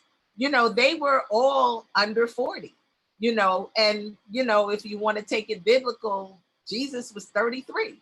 You know what I'm saying? So, you know, these were all very young people. And I think that at the time that I came through, it really was the young people that, because, you know, I was in high school and early college at the time of Vietnam. So young people were very active and very engaged because it had to do with us. You know, when you came out of high school, if you weren't going to college, you were drafted. And the next thing you knew, you were in Vietnam in a jungle, living in a hole for a year, eating some rations and, you know, trying to keep everybody quiet in the hole you were in so that they didn't come and kill everybody. And you were fighting and you didn't even know what you were fighting for. So there was a lot of student involvement and engagement, but I also know that that was cut down by some of the powers that be, like, just infiltrating, all of the organizations that happened. And that's why that song that Gil Scott-Heron has, this Winter in America, Right. Has a lot to do with exactly what happened. So we're having to, clean up from this, but certainly this has been a robust conversation. I think we need to get together some more conversations. I don't know, it's a word that's always thrown around in the community board. We need some charrettes, where we can, come together and really, have some small meetings and then push it out to the bigger communities. We probably need to be in the schools, in the high school, sitting with the people, coming in, talking to the kids, and just getting the whole community together. And the main things, as we know, are economics, housing. God bless and rest in power and peace those that died in the Bronx, but they died because they had some heaters on, because they were cold. You know what I'm saying? They were cold. And that's the reality right now, is cold, and the system has to work. And, Esplanade Gardens should not have what's going on. So the thing is, how do we get from what's happening to actually impacting what's going on? That's the question, and that's the action. And, it starts like the rally that you did for 145. I'm in agreement. I'm with you too, Dawn. Like, we can still build a 145, but the housing has to be, like in Brooklyn, affordable for our community. No matter what they build, they should not be able to push Nan out. Right. They should have to take them no matter what they're doing. And the carrot's not that they're going to build a 2-story, or 25 or 30 or whatever they're trying to do. It should not be that. And the area can't hold it anyway. Right. That's right. The smallest subway station we got. Mm-hmm. And the other side of it is that as we're looking at 145, is anybody looking at Columbia that's taking eminent domain and took families out? Thank you. Now they're going to do whatever they want to do and putting up 2 towers where McDonald's is. What control do we have of that? Because that's impacting us directly. And they are getting a lot of money and they're not giving it back to the communities, the businesses, or anything. They're kind of making believe they are, but that's a smokescreen. So we have a lot to stand up to. And, we, as somebody said, I think it was Reverend Al Taylor, there's a lot of brokenness in the community because people don't have money. They're trying to get their jobs. They, trying to do all these things. And then they've got to fight too. You know what I'm saying? And so it's a lot, but that's who we are. Even with the loss of my son, regardless of that, I still had to stand up and fight, because when you're a Black person, I can tell you right now, the state troopers haven't found nobody. I have to do the finding myself for who did this. You know what I'm saying? So I'm just saying that you don't even have time to grieve, because you have to be fighting left and right. You got to fight media that bastardizes. You can't even be a victim if you're Black. You can't. They must have did something. So that's where that's at. So we have a lot to deal with. This is the beginning of a conversation, and at least we're having a conversation. We had it in our mind. We had the conversation, and now it's about taking it into action. It's action. And I just want to say one thing also, and then I'm going to go to Michael so he can, say a little bit more about the play that's coming up so people can know about it. And then Terri Davis, if you're still here, we're going to do We Shall Overcome today, and we're going to close out. not someday, today. But so I just wanted to say to Miss Jackie Rowe Adams and Harlem Mother Save, there's a great mother from Harlem Mother Saves, and she is someone I have known for a while. And she is Sister Jarifa Muhammad. And I had the honor to actually teach her, one of her oldest daughters, Fazia, at the Children's Art Carnival. And that's how I came to know the family. And when I put something up on, every platform that I had lost my son to gun violence, Sister Fazia reached out to me and she shared that she had lost her son to gun violence. And when I did my son's first birthday in heaven on January 6th, she reached out to me and she said her son's birthday was January 3rd. But I just wanted to really put more prayers out for her, because over this weekend, she lost her 35-year-old daughter to childbirth. The baby, I don't know if you knew Miss Jackie Rowe Adams, the baby survived, but her daughter Fatima passed away. And they had the funeral of the Janaz right there at the mosque on 116. And Imam Yusef Hassan, he was involved in it. We had hoped he was going to drop in with us today because he's another regular on Harlem Network News. So I just wanted to share that. And that I don't know the details of how exactly she lost her life, but we know that childbirth and childbearing for women of color, no matter how wealthy or educated you are, is impactful. There's a great show on Oprah called Eggs Over Easy. You know what I'm saying? So this is another thing that our community is dealing with, in terms of the loss and the morbidity of people. So I just wanted to, thank you. Terry, I just want to say to you, I'm so glad you said that, because so many of the mothers was trying to, they got in touch with her, but she was not talking. Okay. And she was not talking, so they didn't have the full understanding. And because of being a Muslim, the funeral was so quick. Yes. So I thank you for letting me know, even though she reached out to the doctor, our the one, Dr. Palmer. She did reach out. Yes. And so we're gonna keep her in prayer, and I thank you.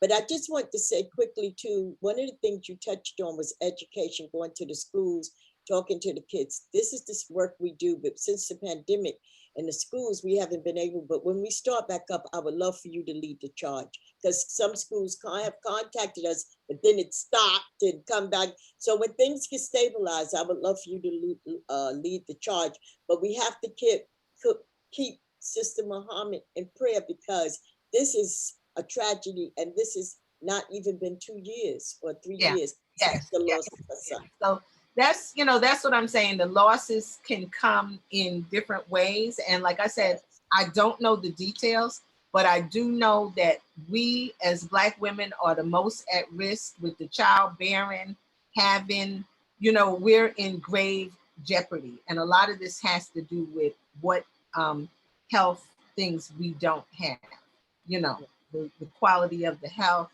and the education, or, even maybe the communication. So I don't know the circumstances, but, if there's a fire, like you said, and 17 people, is because they were cold and somebody's heated in work because it probably wasn't new. You know what I'm saying? All of this goes back to the economic situations that we do have. So that's, we have a lot. And the beginning is a conversation. And I'm very glad, and I thank everyone. And, other ideas that I have is the possibility of, and I will talk with the We Win Black Women and maybe some of our public officials to see how we can actually do some PSAs and some public service announcements to deal with getting out the vote, deal with some of the other issues and concerns, housing in our community. We need to do our own PSAs, because one of the things that came out of We Win with Black Women when we were talking last night about what can we do, it's repetition. You know what I'm saying? Because that's that media. You know, if you hear it over and over and over again, then you believe it. So we need to get our PSAs out there for the things we need people to understand, you know, so that's a possible thought. So anyway, Michael, if you would just tell us a little bit about the play, how folks can get in touch. We're gonna let Reverend Al Taylor pray us out. And I think he's still on, and we're gonna let Terri Davis sing us out. So thank you, thank you, thank you. Thanks for the patience. And, you know, Dr. King does warrant the time. Well, you know, I certainly am thrilled to have been a part of this magnificent forum, you know, sharing it with Kristin, Millicent, and Jackie, and Terri Davis, and Terri Wisdom, and Al Taylor. I'm just glad to be in the mix. So when it comes to Harlem, we don't need CNN, we need HNN. Thank you. And so thank you, Terri, for doing this. Again, I will make a poster flyer available to you that you can post and send out. Again, if you mark your calendar, it's coming up soon. January 26th, you'll be able to view the play in its entirety. You know, different kind of king. On the same evening, at the same time, no less, we'll also be premiering Barbara Jordan, I Dare to Be Me. And although they're running at the same time, there'll be other engagements to view them. So you have a choice on the 26th to watch Different Kind of King or Barbara Jordan, I Dare to Be Me, which chronicles the life of Barbara Jordan. So again, thank you for this platform. And can you let our audience know, because I'm always on a knowledge is power thing. Can you just tell people who is Barbara Jordan? Because there may be some young people that are listening that don't know. Sure. Barbara Jordan was the first Black Congresswoman elected to the Congress, and from Texas. And she was the first representative elected to the state Senate in almost 87 years. So she's a first in many, many ways. But if you take the time to familiarize yourself with Barbara Jordan, you know, she's on the internet, maybe not as popular. She should. You can Google Barbara Jordan and specifically pay attention to her speech when she spoke in favor to impeach Richard Nixon. Beautiful, dynamic voice, gone way too soon. But her impact was indelible and is still felt. And I had a chance to be in the room with Barbara Jordan, being in Houston, Texas for the 20 years I lived there. And I tell you, she was a dynamic woman. Yes. So Barbara Jordan, I Dare to Be Me. Okay. Well, thank you so much. Reverend Al Taylor, are you still with us? I think Al Taylor had to leave. Okay. I see him still here, but it's okay. He may not be actually visible. Okay. Dawn Jones. Reverend Al Taylor's not here, but if you could just pray us out, and then we'll go to Terri Davis. Thank you so much. Okay, yes, I will close out, and I want to also echo Terri from Howard University. We at Virginia State University, we would stand in Virginia Hall, and we would have to sing all 3 verses of Lift Every Voice and Sing over and over until we got it, until he could hear us. But how I'm going to close out, I don't know if everyone knows this, but it's May the Lord watch between me and thee while we're absent, one from another. Go in peace. Go in peace. Okay, go in peace. Well, thank you, Dawn. That's amazing. I know we have our prayer warriors and Terri Davis. Yes. Okay. We shall overcome today. And we're going to take this one out. So. Before we do the song, I just want to share a story because, you know, Fatima was my student when I was teaching at Thurgood Marshall Academy. Oh, boy. And I just have 2 things I want to share because I wasn't able to go to the funeral either, but prom. I went to Fatima's prom.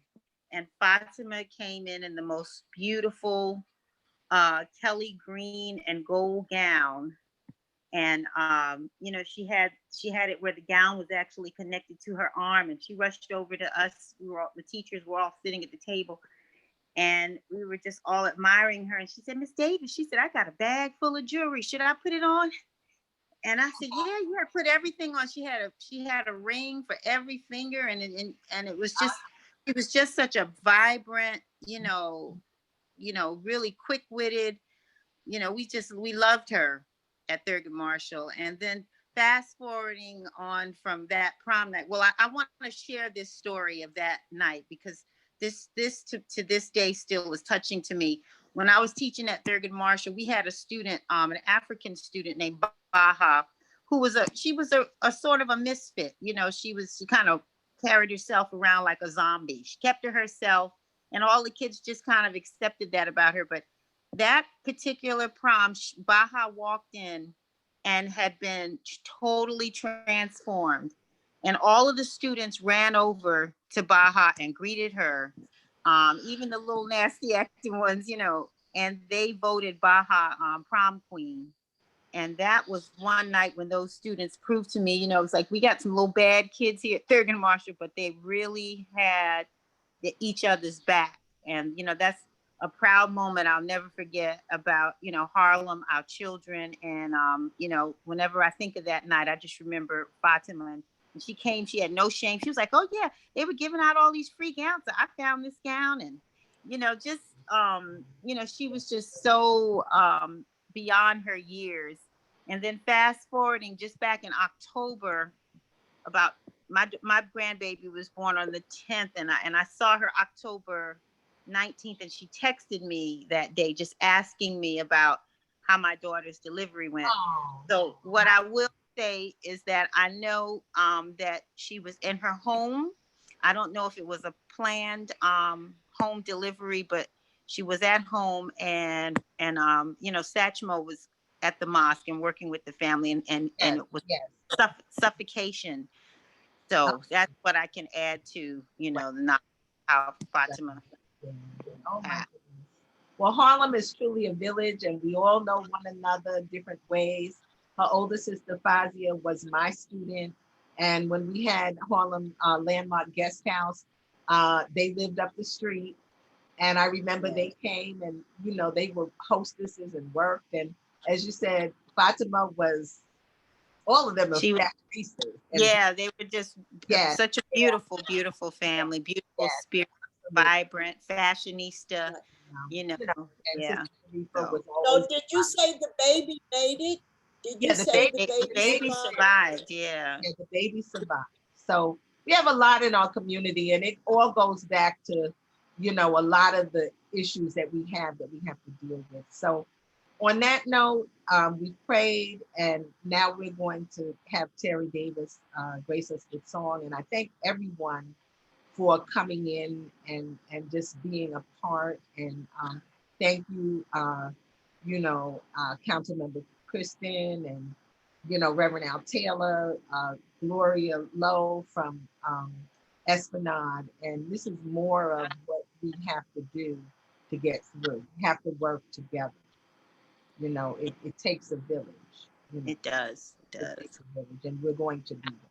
So we're committed to doing that. So everyone, just feel free to join along. I know sometimes the Zoom can be a little bit delayed. Yeah, that's why I'm not joining along.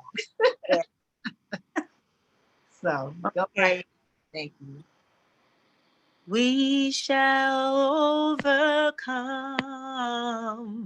We have overcome.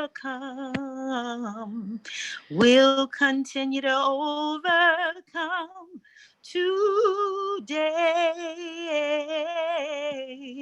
Oh, deep in my heart, I know and believe that we shall overcome today. We are not afraid. We are not afraid. We are not afraid today. Oh,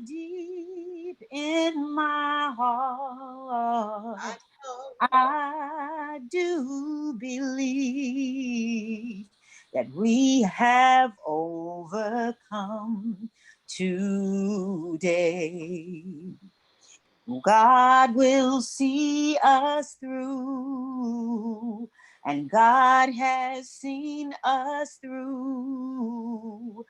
God will continue to see us through today. Oh, deep in my heart, I do believe that God will see us through today. The truth shall set us free. Truth shall set us free. And truth has set us free today. Oh, deep in my heart, I do believe. Oh, the truth has set us free this day. We'll walk hand in hand. We've walked hand in hand. We'll continue to walk hand in hand every day. Oh, deep in my heart, I do believe that we'll walk hand in hand today. And we'll shine his light. We will shine his light. We will shine your light today. Oh, deep in my heart, I do believe we shall overcome today.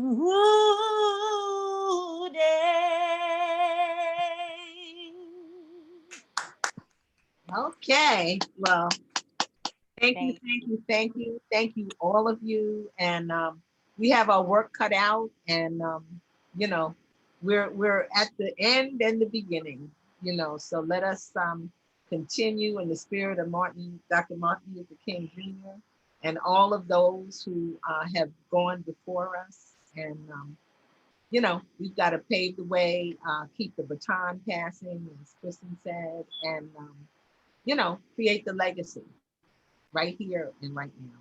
So thank you very much. And I know I'm on here with all the Harlem warriors. That's who we are.